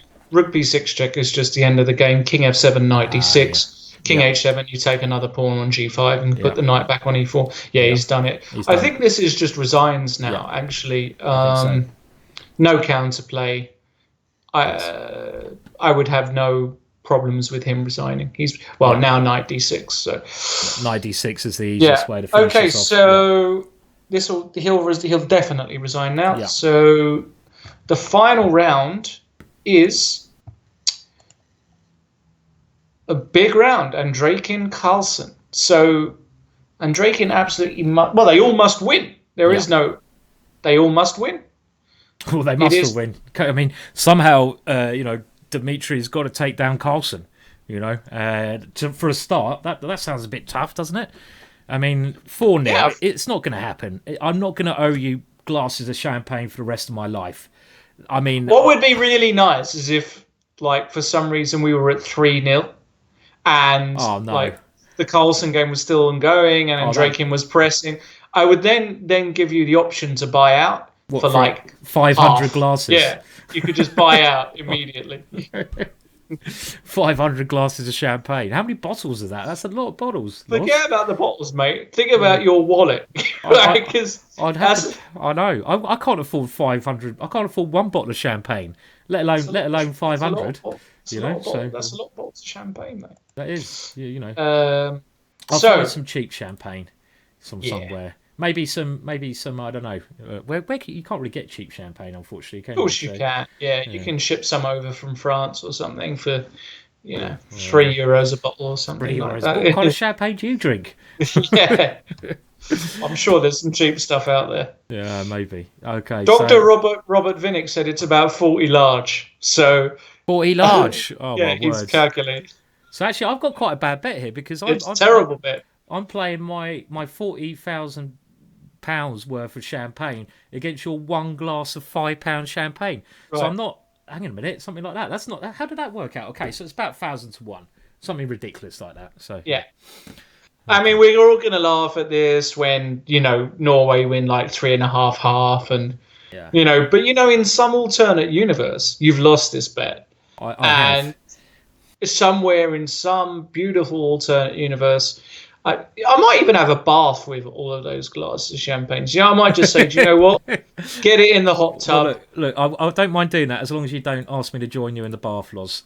That's fine, mate. I'll fill up a bath. You can come in. We'll invite Magnus. We'll get a whole bunch. Some like Playboy chess party. Danny Wrench. Oh, Danny Wrench. Yeah, Danny Wrench would like it. Maybe Greg. Yeah. Get Greg over for his great job. No, we can't get Greg in. He's in too good a shape.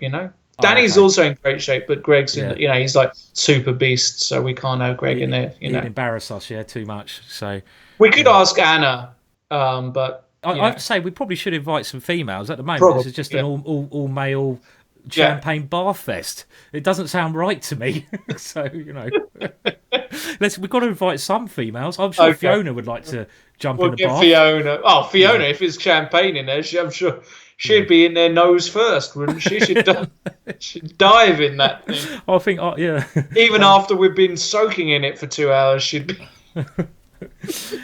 And we are, by the way, just waiting for the last match to start. And Fiona, if you're watching, I'm sorry, darling. I'm just playing with you.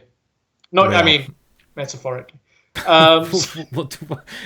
You're so good at digging holes, Loz. I think it's brilliant.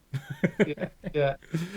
Oh man, that'd be a fun bath. My God, it would be a weird bath. Yeah. Would you actually be drinking the champagne while you bathed in it? If you were in it for like 2 hours swimming around in it, I'm not sure I could just drink it. I just don't think I could do it. I don't think I could do it. Can bring yourself to do that. Depends, really. If you really brought in the top stuff, top moe, or maybe I'd. Only moe for you, is it? Only moe. It has to be a bath and moe. You're not going for any cheap. Carver doesn't do. It has to be moe. No prosecco for you.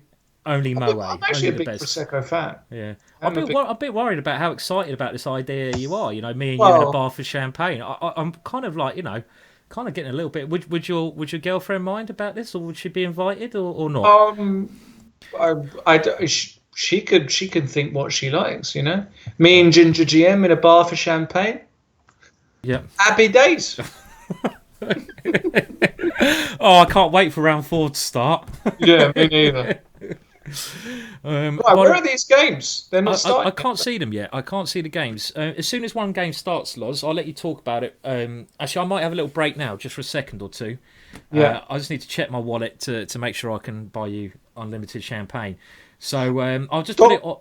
Dr. Robert Vinnick, sorry to interrupt. Dr. Robert Vinnick said his £40,000 estimation of the cost was actually based on a standard bottle of moe. So we're absolutely sort of we're on the mark, yeah. We're on the mark, yeah. I reckon rather than a bath, we should get a swimming pool, private swimming pool. Just fill it up with champagne. That'd be much better. I think that's going to cost a few more than 40 large, mate. It might do. When we make it, Loz. When we make it, Yeah. So, yeah. Okay, right, well, Loz. I'm just going to take a short break. While I do that, I'm going to put the map on. Please do. Which map would you like? I haven't got a picture of us in the bath with champagne yet, I'm afraid. Okay. But, should I put on you can talk about the speed chess challenge coming up very quickly. So yeah. Wait Okay. for the last round. I'll be back in a second. Okay. And you can just talk about this. I'll put that up now very quickly. Yeah, please do. Yeah, sorry about that, ladies and gentlemen. I got a bit carried away. Now let's hope the 4-0 doesn't actually come in. The speed chess challenge, however, as you can see now on your screen, it was the Grandmaster Blitz battle last year. It's been rebranded for the speed chess challenge, the strongest online Blitz event of all time. featuring none other than the likes of world number 1 and world champion Magnus Carlsen, world number 2 Wesley So, world number 3 Fabiano Caruana, Hikaru Nakamura, regarded by many as the best blitz player in the world. You've got the likes of Ho Yifan, the strongest women's player in the world, Levon Aronian, Jan Nepomniachtchi, and you've got MVL, another speed demon, as well as Alexander Grishchuk, also considered. With Richard Rapport, a very nice addition, puts a lot of colour into the tournament. Very, very creative player. And Karyakin as well is in there. But the beauty of this Speed Chess Challenge is that there are 4 qualifying spots. So anybody who participates, I believe, in the Title Tuesdays throughout the month of April will have a chance. I am going to give it a whirl. Yes, I would like to be in there. I've got a very small chance, but where there is a will, there's a way, and I might get lucky one day. I was very close to qualifying for last year, actually, where a number of very strong opponents either disconnected or played terribly against me. So I'll give it another whirl this year, and I'd like to qualify. That would be nice. Are you gonna play that, Simon? You're gonna play the what's that? The speed chess, the qualifiers for the speed chess challenge? Yeah, championships. I mean, I played the last one. I think next month when I'm around, I'm off to Iceland to do some commentary. Love Iceland, but when I'm around, that's not the supermarket either. When I'm around, I will be. I'm going to play that. I think it's every Tuesday of next month, I believe they're having qualifiers, so I'll certainly give it a go, mate. Yeah, I'll probably do a bit of streaming on it and see if I can qualify to play these big guys. So it sounds like a lot of fun to me. Yeah. So can you find any games yet, Lawrence? Because I still can't. No games yet. We have a game. We have a game. We've just got one. The big one. The big one. The big game has started. So yeah, and this obviously looking at the scores. Just to remind everyone, the winning score is 8.5. 8.5 is the winning score. So all the Norway Gnomes need to do is not crack up, get half a point, and they're there. So, this means that Magnus will have to lose his first game in the Pro League for Gorky to go through. And we're sticking with that game for now while the other games start. I predict a score probably 2.5, 1.5 this round. That's my prediction. Remember, if I do lose every game, I've got to buy unlimited glasses of champagne and maybe... Well, not unlimited, just 1,000. Or just 1,000. Or more Or worrying, you can buy out. Yeah. Or I can buy it. Or more worrying, Loz, I'm more worried about I have to share a champagne bath with you and others. Yeah, VIP that is more guests. concerning. Yeah. That is really concerning me at the moment. So come on, Magnus. That's all I can say. Come on, the Gorks. It's not happening, is it? You never know. It's only 4 games of chess, right? I mean, it's not like 100 games that they have to win. It's only 4 games. Magnus is black. Yeah. Nah, it's not going to happen. It just won't happen. I don't believe it. It won't happen. It won't happen in a million years. Yeah. I don't know. Oh no chance. Absolutely no chance. By the way, just the 2 games have started already. The Magnus game, well, at the moment it's gone Scotch opening. I don't know a lot about that, and we can stick with this one for the opening stage. You know a bit more about this opening than me? Yeah, I mean, after Bishop E3 on move 5, the main move is Queen F6, isn't it? That's the standard lie. But Magnus has gone for a slight sideline with Bishop B6, which is a very obvious move as well, because White did have a threat after Bishop E3. Just playing Knight takes C6 would net him a full piece. So you have to do something about this threat. So Bishop B6 is a bit of a sideline. Typical Magnus, not going for Queen F6, the main line. And now it's up to Andreekin. He just plays Knight C3, and after Knight F6, and Bishop B5. That's slightly more odd, putting the bishop here, but okay. Castles. Yeah, and the problem is Black would love to play a very quick D5 here, but it looks as though he can't do that quite yet. Yeah. So it seems to me quite a clever move, Bishop B5, because you're trying to stop Magnus from moving the D pawn, because, as you say, he can't move the D pawn because the knight here Maybe he can now though, because there's this problem with the bishop on e3. Maybe you can go d6 or even d5 now. What about? Okay, he's moved the knight instead, keeping it safe. Yeah, he could have gone d5. That's actually he didn't spend long over that, which is kind of curious as well. He just went knight e5 very quickly, we should add. And bishop f2 makes a lot of sense. He wants to go d5 in some capacity. He's going to go c6 and then d5. So one thing I've noticed, Loz, about a lot of when Magnus has been playing in this Pro Chess League, it seems like every week he tries a different kind of setup.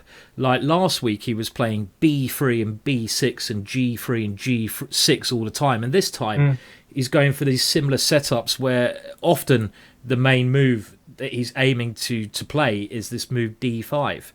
And d4 as white. So he seems to be like just experimenting a little bit at the same time, which I think, well, maybe he just knows so many different openings, I guess.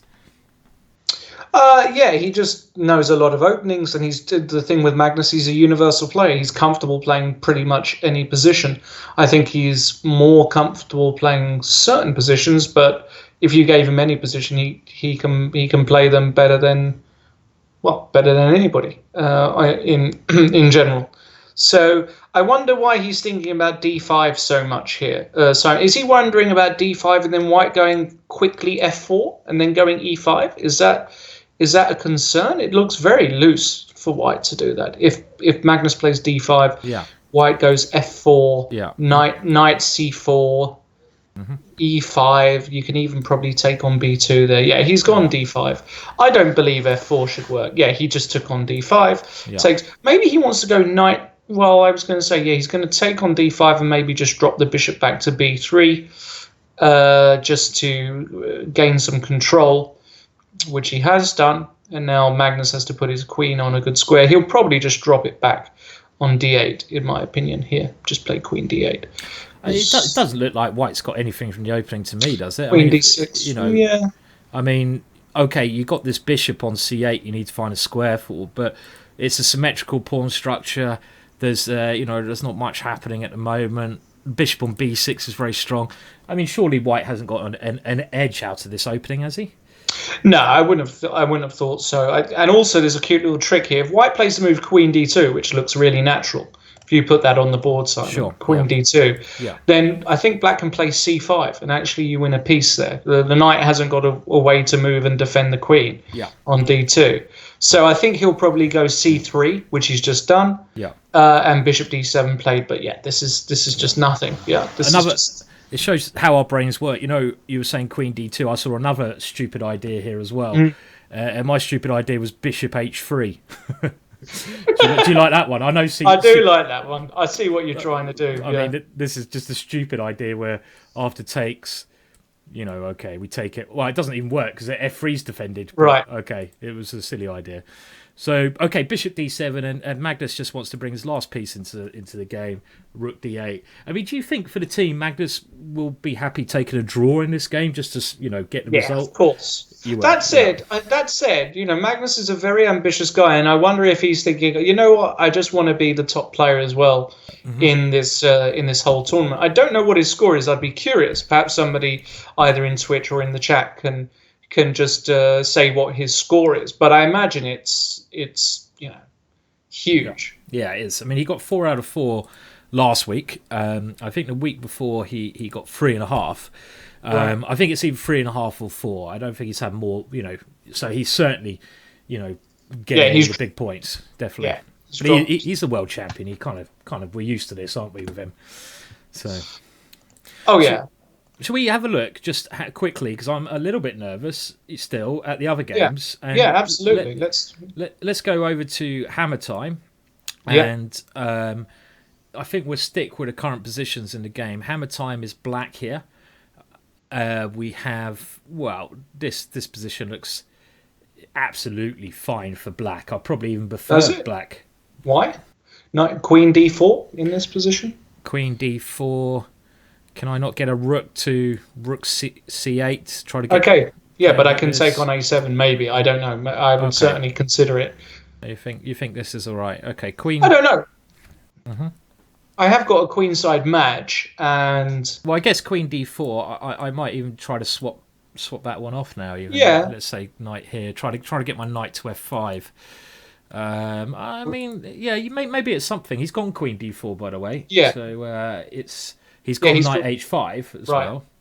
So probably you have to take, because otherwise F6 is a bit embarrassing. You might be losing pieces. Yeah. Might be. Yeah, he's done it. Now I mean, the question is like, the one move you want to play surely as white. If you get E4 in, right? This move E4, then I certainly agree you could be a lot better then, and that's why he's moved the rook here. He just wants to play E4, and actually you might be right, because the problem with E4 from black's perspective is if you take on E4 ever, the white knight can come viciously into F6, so it might be something. This Knight F5, Queen A4 has been played. attacking the bishop. Yeah. Yeah, I think Queen F4 was interesting. Sorry, Queen F4, because maybe black can go E5, but then again, if he ever goes E5, he has to be sure that he's not dropping something on D5. So Queen A4, now Queen B6 looks normal, but then E4, and you're right, F6 is a bit weak. I'd take white here. I think white's. I'd take white here. So let's keep up with all games. So I think Gorky's have got a good chance in this game. Nothing serious yet. But No, I certainly think white's better. And now, well, one of the stars for the Gorkys has been Kettle Lee, and Norway. For Norway, sorry, yeah, and he's got 2.5 out of 3. Yeah, he has the white pieces here, and well, he's not better here, is he? He's certainly not better here, Loz. I mean, if anything, white's got less space. I quite like just going A5, A4 here if I was black, and just saying, okay, what are you doing with white? Yeah, push that pawn up the board. I mean, you can also. I mean, I suppose white does have this C4 square. I mean, you always got to look for outposts for your pieces, and I could try to maybe get a knight to that square. Very slow. Very slow. I mean, A5. A5 looks natural. Let's go for A5. Just trying to push this one. Yeah. And well, I mean, I'd even want to try to get rid of this knight. Maybe Bishop D4. It makes some sense here. Trying to push your knight away, but you can always back it up with knight E4, can't you? I mean, I have to say, I prefer black slightly in this position. He's gone rook takes D1 instead. I like this because he wants to eliminate any. So he wants to keep the rook on A8 now, and also Bishop D4 isn't a threat. So now it must be A5. This must be the idea, to go A5 here. It absolutely has to play A5, in my opinion, to put on any sort of pressure. A5, start pushing that pawn up the board. Yeah. He's done it. Well, I mean, I could be in a bar for champagne at this rate. Well, look at this. Let's look at the Tor Fredrik Kassan game, because look at this. Wow, what's happened here? This is violence. Let's just see how this happens. So, okay, and remember that Gorky need 4-0, and that means that black must win this game. And look what's happened here: knight B1, D4. So trying to get those active pieces rolling. G4. And now, in like a penny, in like a pound, knight takes G4, Loz. Pawn takes, bishop takes G4, king G2. This has got to be a dangerous attack, hasn't it? I like imagine. It. Looks very dangerous, doesn't it? Looks. Well, for a start, there's knight E5 that you have to analyse.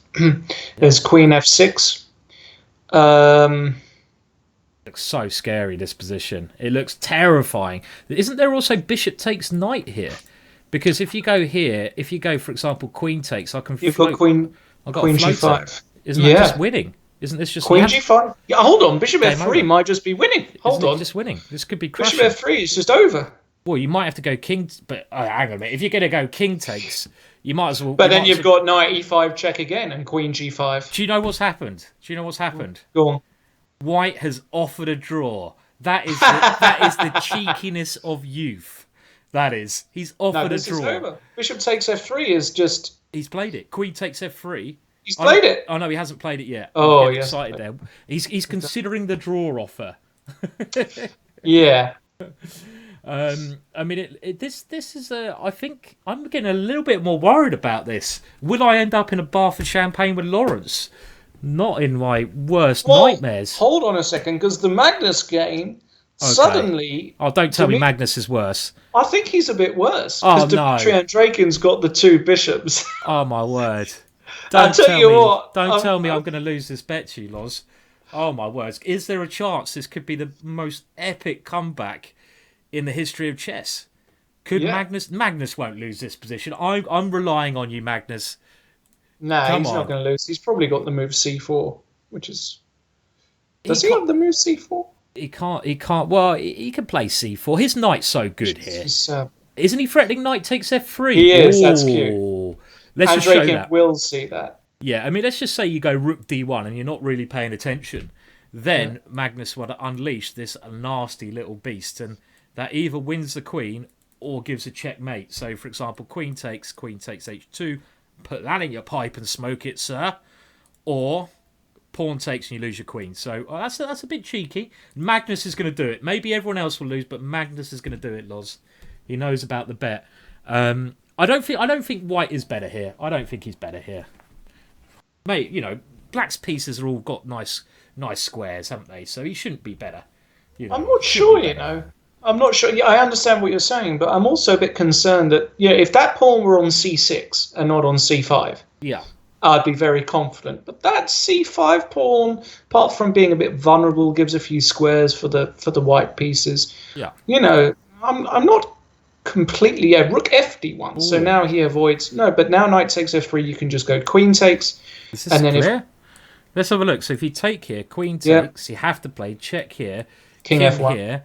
Is there nothing here? I don't think so. Queen h1, bishop g1, and I mean Magnus seems to think that there's nothing there. Nothing here. Okay, so so and also there's big threats here going on this square. So I mean this is a little. I'm a little bit more nervous than I was at the start of the round. I mean, look at that bishop. That bishop's found a fantastic as I said, square. You know, once the bishop gets to d5, I mean, I don't know. It could be. You know, it could be, as we say in the business, squeaky bum time. What business is that? The champagne bath business? I mean, rook takes d5 here. I'm sorry, I've just seen this possibility. What about rook takes d5? If you capture that, knight d3. What about this little tactic? Wow. So I have to get rid of the bishop, so you can't go queen takes f7. But can I flick this one in? I just want to get rid of your dark square bishop and play some c4 kind of move. Possibly. But after knight d3, can I go queen c4? Queen c4, stopping me playing c4, and if knight takes f2 and my rook is hanging on a1. Oh yeah, so I take here. This is my idea. I knew I had an idea, and now I take here, check, and I win this one. So this is. But after knight d3, maybe I just go queen d2 now. Let's have a look. So after knight d3, you have to be careful. You have to go here. You have to defend this one. And now, and if I take here, you take with a queen. Yeah. Okay. And I don't think I've got any tricks here. This should be okay. Let's keep up with the game anyway, because I think Magnus is considering this. I mean, it's certainly a move you've got to keep an eye out for. Well, Magnus's problem is that black has got a legitimate threat as well. White has got a legitimate threat in b4. Yeah. With this pin now. So threat. I'm really worried. I'm really getting worried here. I'm worried that you're going to own me for the rest of my life. What was going on? I think Lee is a lot worse now. Oh no! Don't tell me that. Let's go and have a look. So okay. So Kettle Lee with a white piece has got 2 out of 3, and he's with white, and he's been pushed backwards. Look at this, black making so much progress on the queen side. Hang on a minute, Magnus is worse. Kettle Lee is worse. Come on, Hammer. You can't be worse. Let's have a look how Hammer's game developed. The last position was after queen a4. And I don't like what white has done at all there. But... Okay, and king g7. g4 seems very weakening.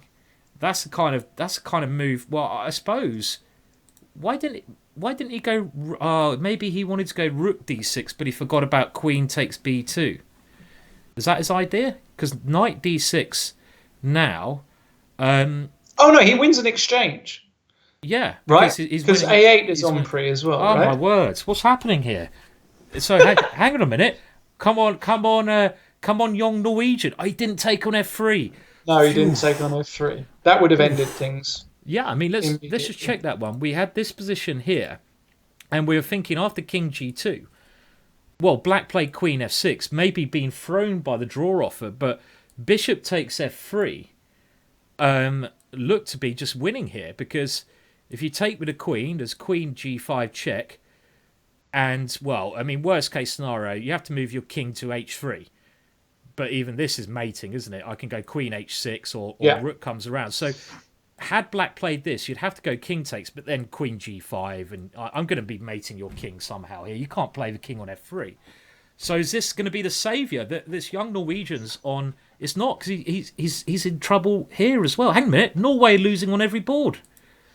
Yeah, I think he's still in big trouble. Bishop f5. I mean, the material is equal now, but you have to fancy black with the open king. Rook h1, king g8 will be played. This could be a phenomenal comeback and one of my worst days of my life. Are you feeling happy about this, Lawrence? I still don't think it's gonna. I just don't think it's aligned. I just don't think God wants it for me. He doesn't want you to drink bath in champagne with me. I don't think God wants that either. I don't think anyone wants that. But it's okay. Well, I mean, let's have a look at them one by one again, because this is quite shocking. The Gorky, let's just remind everyone, they win all their games in this last round. They go through on tie break. They go through, and they're winning on this board. They're winning on the bottom board. Okay, let's now look at Magnus Carlsen, shall we? Come on, Maggie. Come on, Magnus. Wow, he took on. He's B2, taken on b2, A4? queen a4. Hold on. What's happening? Rook d8, but now if I... What is happening here? What's the idea here? It's very tactical all of a sudden, isn't it? Very tactical. Does he just want to go c4 and just play positionally? Well, just play c4 and then go rook a b1 or take on c5. I think he just wants to go c4 here, Andreekin. And keep his bishop on the square. But maybe here I want to do something like, I want to get my knight to d4, but I'm not sure if that's... I'm taking on c5 though. Yeah, I know, that's the problem, yeah. He's gone c4, as you predicted, Loz. Just to remind everyone as well, this is the last round. After us, we've got two more commentators. I think it is the one and only Anna Rudolph and the one and really only Danny Wrench, and he's doing his... What did happen? Carlsen just blundered a piece. No, what? He just played knight d3, I promise you. And he's gone rook takes d3. What? I cannot believe what I'm seeing. What is knight d3? Mouse slip. It must be a mouse slip. What do you mean mouse slip? Where's the knight going? It's not. He didn't want to go to d4. This is unbelievable. Wow. It could happen, mate. Oh, it could happen. Oh my words! I've started to sweat here. I need to move on. The sweat is real. Oh my word! This Magnus has just gone knight. That's unbelievable. It could be the first game he's lost. Maybe he thought this rook was on pre or saying. Yeah. What's happening? He just thought it's just blindness. He thought the rook was on pre on a1. Okay. Rook takes d3. Rook. He's just losing. He's completely lost here. Yeah, it's unbelievable. And Kjetil Lee is in big trouble. Knight c3 is coming. No! Are they going to lose 4-0? It's looking about an even bet now. Oh my words! I tell you what, this is where I'll let you buy out. What? How many glasses of champagne do I have to buy out for? This is terrible. Oh no! I'm really worried. Okay, let's have a look, Loz. Before we buy out, Magnus is a piece down against one of the best Magnus players is in the going world. to lose. He will lose. Yeah. Where are we going to get a point from? The young Norwegian, we saw he should lose because his king is open, 2 bishops. He's a lot worse. Some chances. He's got chances somehow. Oh, come on, young Norwegian. Come on. You can do the magic. Then hammer time. How's hammer time getting on? Rook ed8, queen f4. Hammer time is surely in trouble here. He's getting attacked all over the shop. He's going to lose. Kjetil Lee is worse. Yeah. But maybe not that much worse, because that knight is fantastic at stopping like a rook coming to a3 or something like that. Oh dear. Why? What happens after knight c3 in the Kjetil Lee? Let's go to the Kjetil. So let's say I go knight c3. Knight c3. Oh my words. You have to go rook d2, right? to hold on. I guess I have to go rook d2, but now you can come to b1 with your rook. Yeah, I've just got to be. I've got to be careful of the back spanker. Back rank, but I mean, I can prepare that, right? Yeah, and he's prepared it. So, I think it's like anything's possible in this last round. This so far has gone horribly wrong for the Norwegian Gnomes. I mean, they could throw away everything. Just to remind everyone, by the way, after us, there can only be one team going through from each section, and after us it is Anna, Rudolph, and David doing the commentary. Actually, it's not Daniel Wrench. Okay. And again, that will be straight on after us. So don't go away for that one. It's going to be very interesting. It's all playoffs now. There can only be one team, and we are going to give away also a diamond membership to the team the person in the chat who's been there for the longest and has done the nicest chat. Got some ideas who that might be, but we'll confirm that. But at the moment, the situation is this is the last round. The Gorky Stormbringers need to win 4-0, and it looks like they might do this. And me and Lawrence had a bet. And if I lose, I owe Lawrence 1,000 glasses of champagne, and Lawrence is going to force me to have a bath with him with VIP guests in champagne. Is that right, Lawrence? I think that would be the only way that we could celebrate such a victory. Commiserate. Well, I mean, where should we go? I mean, like, what? I mean, they're all bad positions. They're what do you all want bad. They need to get a draw somewhere. I think Kjetil Lee is going to just dig one out. Unfortunately, dig out a draw somehow. Much to my chagrin. Yeah. I mean, I think, the reason I don't think White is terrible is his knights are quite good. His knight on c4 is good. The bishop is okay, but it's not great. I mean, he has some chances here. He can put some kind of blockade on, but he's got his back against the wall, hasn't he? He has got his back against the wall. So, yeah, certainly. I mean, with rook c2, he does threaten moves like knight ce5 check, tricky little jumps. So some chances. Black's got to find, like, the first move I'd look at is, this, by the way, Loz, sorry to interrupt. This bar thing's getting out of control because we've got Thomas Rendell in the chat now saying, I want to be invited to your bath. Which just sounds wrong. Are you going to invite Thomas Rendell to your champagne bath? I don't know what I do, but if I win it, I'm going to construct a list, and it will be a fair and balanced attend. It'll be fair and balanced, and I'll put certain rules about what is required in the bar. This is just we're not on the right channel for this, Lawrence. I'm sorry. What is required to get in your bath?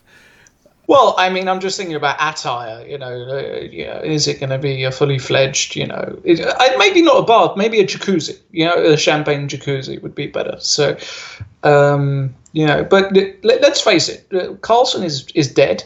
He's just playing on. I mean, Andreekin has to win this game. That said, I've seen stranger things happen than Carlsen do something there. Kjetil Lee is. Yeah, he's just getting outplayed. But he is very solid, so I think there's still good chances there. Yep. The boy Carlsen is. Maybe this is the best chance. Maybe he's also getting back into this. He's certainly getting back into this. I think, Loz. Actually, I mean, this game was the one we wrote off straight away, but now there's some chances here because. It might be a way to generate some kind of attack. Like, maybe there's some chances here. I'm just trying to think how. I want to play a move like Queen to. What about nearly Queen F3? I can nearly get this one in on time, but not quite. I don't think. I don't know. Looks dangerous, no? So let's say Queen here, and the idea is now either to go Queen H3 or Knight to F6 check. Both of these start a deadly attack. But can't you just play Bishop takes pawn? I probably have to take that now. Rook takes c4, and I get my counterplay in just in time, maybe. But then you put the king on g2 at the end of that variation. What's going on? So takes. Oh, queen b2. That's. Did that happen in the game? No, he played queen b2. That's a curious move. Oh, very nice. That's very interesting. You got an idea. I think White's well back in this game. Come on, Tor. Can we call him Tor? He's like, Tor Frederick. Come on, Tor Frederick. You can save me the indignity. And, also this barfing idea is getting out of control because now Thomas Rendell wants to live stream the event. Wow, we could do it on Chess.com. Pay-per-view. Maybe this should be on one of those channels that goes on late at night, though. I don't know. But, okay. Queen B2. Well, I think he's back in the game. Look at the time as well. I think if you're black here, you have to just go F6. Yeah, but then you're really weakening your king, aren't you, with a move like F6. But that said, White's king is not exactly, B5 is in the air, and as you said, bishop takes C4 is. Oh, I nearly have rook D6 here. Nearly. Yeah, but bishop takes C4 check is big problem. Is there probably I just go king G2 here. I think if I get this and I avoid checks and I try to keep. When things get exchanged, I can take on F6 maybe something like this. And I think the black king is weaker here than the white king, surely. Very possibly. Very well. I'm not sure. Actually with those bishops. But the problem black has is that he's got no time. He's got no time, and he has to win. So I think this game it's worth sticking with this one, isn't it? I think, to be honest. Yeah. Because I want my one glass. That's all I want in life. You will get it. You deserve it, buddy. Through the sweat that you might be going. Okay. I've got an idea here for Yatsenko against Kietil Lee. One of the ideas, if we just go after Rook D2. I just want to make it clear. People are saying let's look at Carlsen, but you know what? Carlsen's a piece down. There's not much going on there. He might be able to swindle something, but. He shouldn't be able to. Let's just dive there. Look, Magnus, he's got 2 pawns to the piece now, but he's still a piece down. So I don't believe that one is worth looking at. But bishop takes E8 is just the end of the game. It's the end of the game. But hang on a minute. First of all, before we go to that loss, sorry to interrupt, mate. Yeah. I've just seen that Hammer's game's got really interesting as well. Yes. If we go there, it's got. White has a draw, but of course that means is this a draw by? Hang on a minute, he's got to be so careful. He's got 11 seconds. This might end it. He's offered a... Hang on a minute. He's got to win. This might be a draw now. This could seal the match. Get in there, Hammer time. Hammer time, come on. Take the draw. Yeah! Wow, look at that. Draw by repetition. I'd like to say I'm not biased, but I've got a bet with Loz that I'm worried about, and that was... Well done, Hammer. That's important. And they're through. They're through, Loz. Yeah, they are through. Norway are through. Yeah. There will be no bath. But who says there has to be champagne? Right? Well, you just want to have a bath, me, you, and Tom. Anyway, live streaming. Now I'm not interested in the rest of the games. It's just like. But Magnus, let's be honest. Yeah. What on earth was he won? Let's just show that. Magnus resigned as soon as he knew his team was through, and I believe that Magnus has been known to make some blunders, but one thing that occurs more in these online matches is these basically mouse slips, and as Lawrence said, though, it's a very mysterious mouse slip because in this position, Magnus now as black went knight to D3, and. Well, White just took that knight. And you don't mouse slip like that, do you, Loz? Normally, that's really big. Not really, no. He just had blindness. Because in a lot of the lines, I think the rook on A1 was just always on pre. Yeah. So I think he just thought that this rook is still on pre. It happens as he's just shown. Happens to the very breast. Goodness me, I'm getting carried away. Best happens to the very best. You're still thinking of that bath, aren't you, when you say breast? I am. Still, it is quite monumentous because this is the first time that Magnus has lost so far in the Pro Chess League. He's got a gigantic score up to this point. We should remind everyone that another great event coming up, which I'm just going to show everyone now from my really weird jail cell in wherever it is the speed chess thing. And this is going to be the strongest ever online speed chess thing. So as well as get excited about the semi-final and final of the Pro League, it doesn't stop there. You've got this event to check out. And if you go to Chess.com, the homepage, the news page, you'll be able to read up all about the players playing there. So do make sure you do that. Okay, but yeah, I'm just a bit relieved now, to be honest, Loz. I'm a bit relieved. Yeah. And Frederick just won as well. Okay, so it's turning. Okay. How did he win? Let's have a look. So, that's a great turnaround. That was a great turnaround that he managed to do here. Well, actually, this is nice, Loz. You know what he did after f6? He kept attacking. Rook h6. And, well, the Stormbringers have been taken down today. King g7 and now rook e4. Let's have a look. Okay. Now, I'm surely he should have taken on this square now, but he didn't. He took on g4. Oh, this is beautiful. This is a beautiful idea from the young Norwegian. Because now, well, it looks like he's losing a rook, but he starts a really... What, is this a dangerous attack? He takes here. He takes on g4. And he's a whole rook down. Some amazing variations here. The king goes to what looks like a safe square. And now this little quiet move, queen c2, just trying to maneuver his way in here. I don't know if this attack is sound or not, but in this level of chess, it's certainly dangerous. Rook h8 and queen here. And actually, you know what? Well, he resigns here. He just resigns, Black does. I don't know why. He's had enough. He's had enough. So, there you go. Well, I mean, feels like it might be enough for something, but I'm not entirely sure. But I think maybe he just saw that Jon Ludvig made a draw and didn't want to sort of carry on. He was short on time. And I believe the final game between Kjetil Lee and Yatsenko's played brilliantly, just sort of outclassed Kjetil Lee to get what looks like a completely winning position. Or as he just bungled it, as I said that. He's probably... Yeah. Sorry, that last one, actually, he got flagged. We've just been told, Loz, that's why he lost. Oh, he got flagged. He probably can defend the attack, but he got flagged, so yeah. Okay. But okay. And, oh no, he found a nice little resource here. Rook b3 by Yatsenko. And b takes c3. c2 is a threat now, winning. And king e2. Can he go c2? c2. There we go. Yeah. That's good. Check. Oh, it's crafty. He's got king d2 here, holding on. Actually, maybe more than holding on. No, rook, queen, and then rook c3 is winning. Or rook c3 immediately. Oh, nice. That's nice. That's very nice, yeah. But they won the match anyway. And okay, that is the last match. Final scores 9.5, 5.5 loss. So, that was a very close final round, though, wasn't it? I mean... Yeah.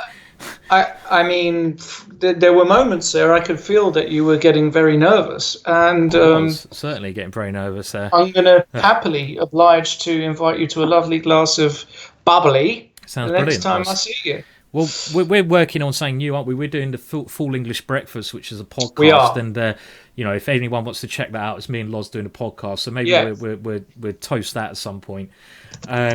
Now, just to let everyone know, there's loads more commentary coming up, so don't go away. We've only done one section of the commentary. There's three more commentators. There's about another 8, 9 hours of commentary. And straight away after us, there's going to be the big there's only one. There can only be one. And this is the Central Europe division. And only one team out of that is going to go through to the semi-final. So do stay tuned for the next bit of commentary. But you've got another 8 hours of this going on, and all matches are totally key. But it's been a great match, this one. Only if Gorky had played like this from the start, Loss. Yeah, I mean, they at least they can hang their heads high with pride because they gave it a go in the last round. But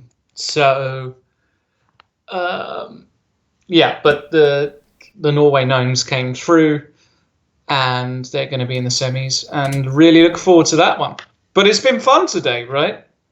Yeah, it's been great fun. It's the first time I commentated with you as well, Lawrence, which has been a pleasure. And we're just going to basically give away a diamond membership now for a month to someone. I have to say it's not ultra modernist, definitely not, but it will be given to Okay, this is quite funny. I thought this said Fabiano Caruana. Fabiano Carlsen. So well done, Fabiano Carlsen, which is a great name just for the name alone. I think that's on the Chess.com TV / so one. I think so. I'm just going to try to find out where I saw him.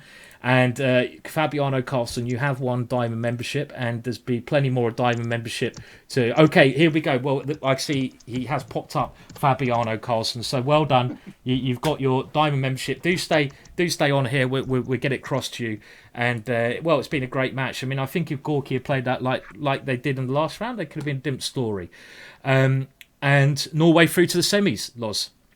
Yeah. Absolutely. And as Simon said, stay tuned for the next division, or I should say the next quarterfinals.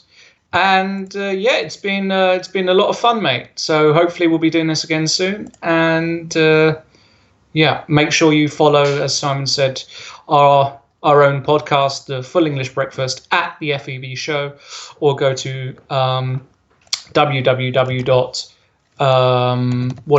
thefeb.podbean.com and support the podcast, because we are producing a very cool and funny and informative podcast talking about all the kind of controversies in chess, and any bits of support that will help us carry the show on would be really cool. So thanks for that, and hopefully see you again very soon.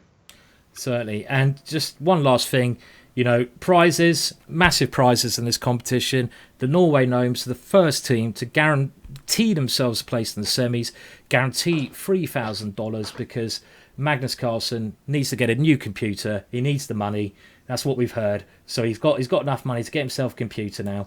And, I like to say thank you, obviously, to everyone in the chat. It's been great fun doing this. I love commentating on Magnus Carlsen, but we've still got 3 more of the top 5 world players coming up in the next things, so do stay tuned. Any final words, Loz? No final words. It's been fun. Check out the rest of the commentary, and hopefully one day we'll be able to get another sort of wager on that will make things exciting. I'm sure we will. Another one that you'll lose, no doubt. No doubt about it. Yeah. All right. Cheers, everyone. Goodbye. Cheers, guys. See you later.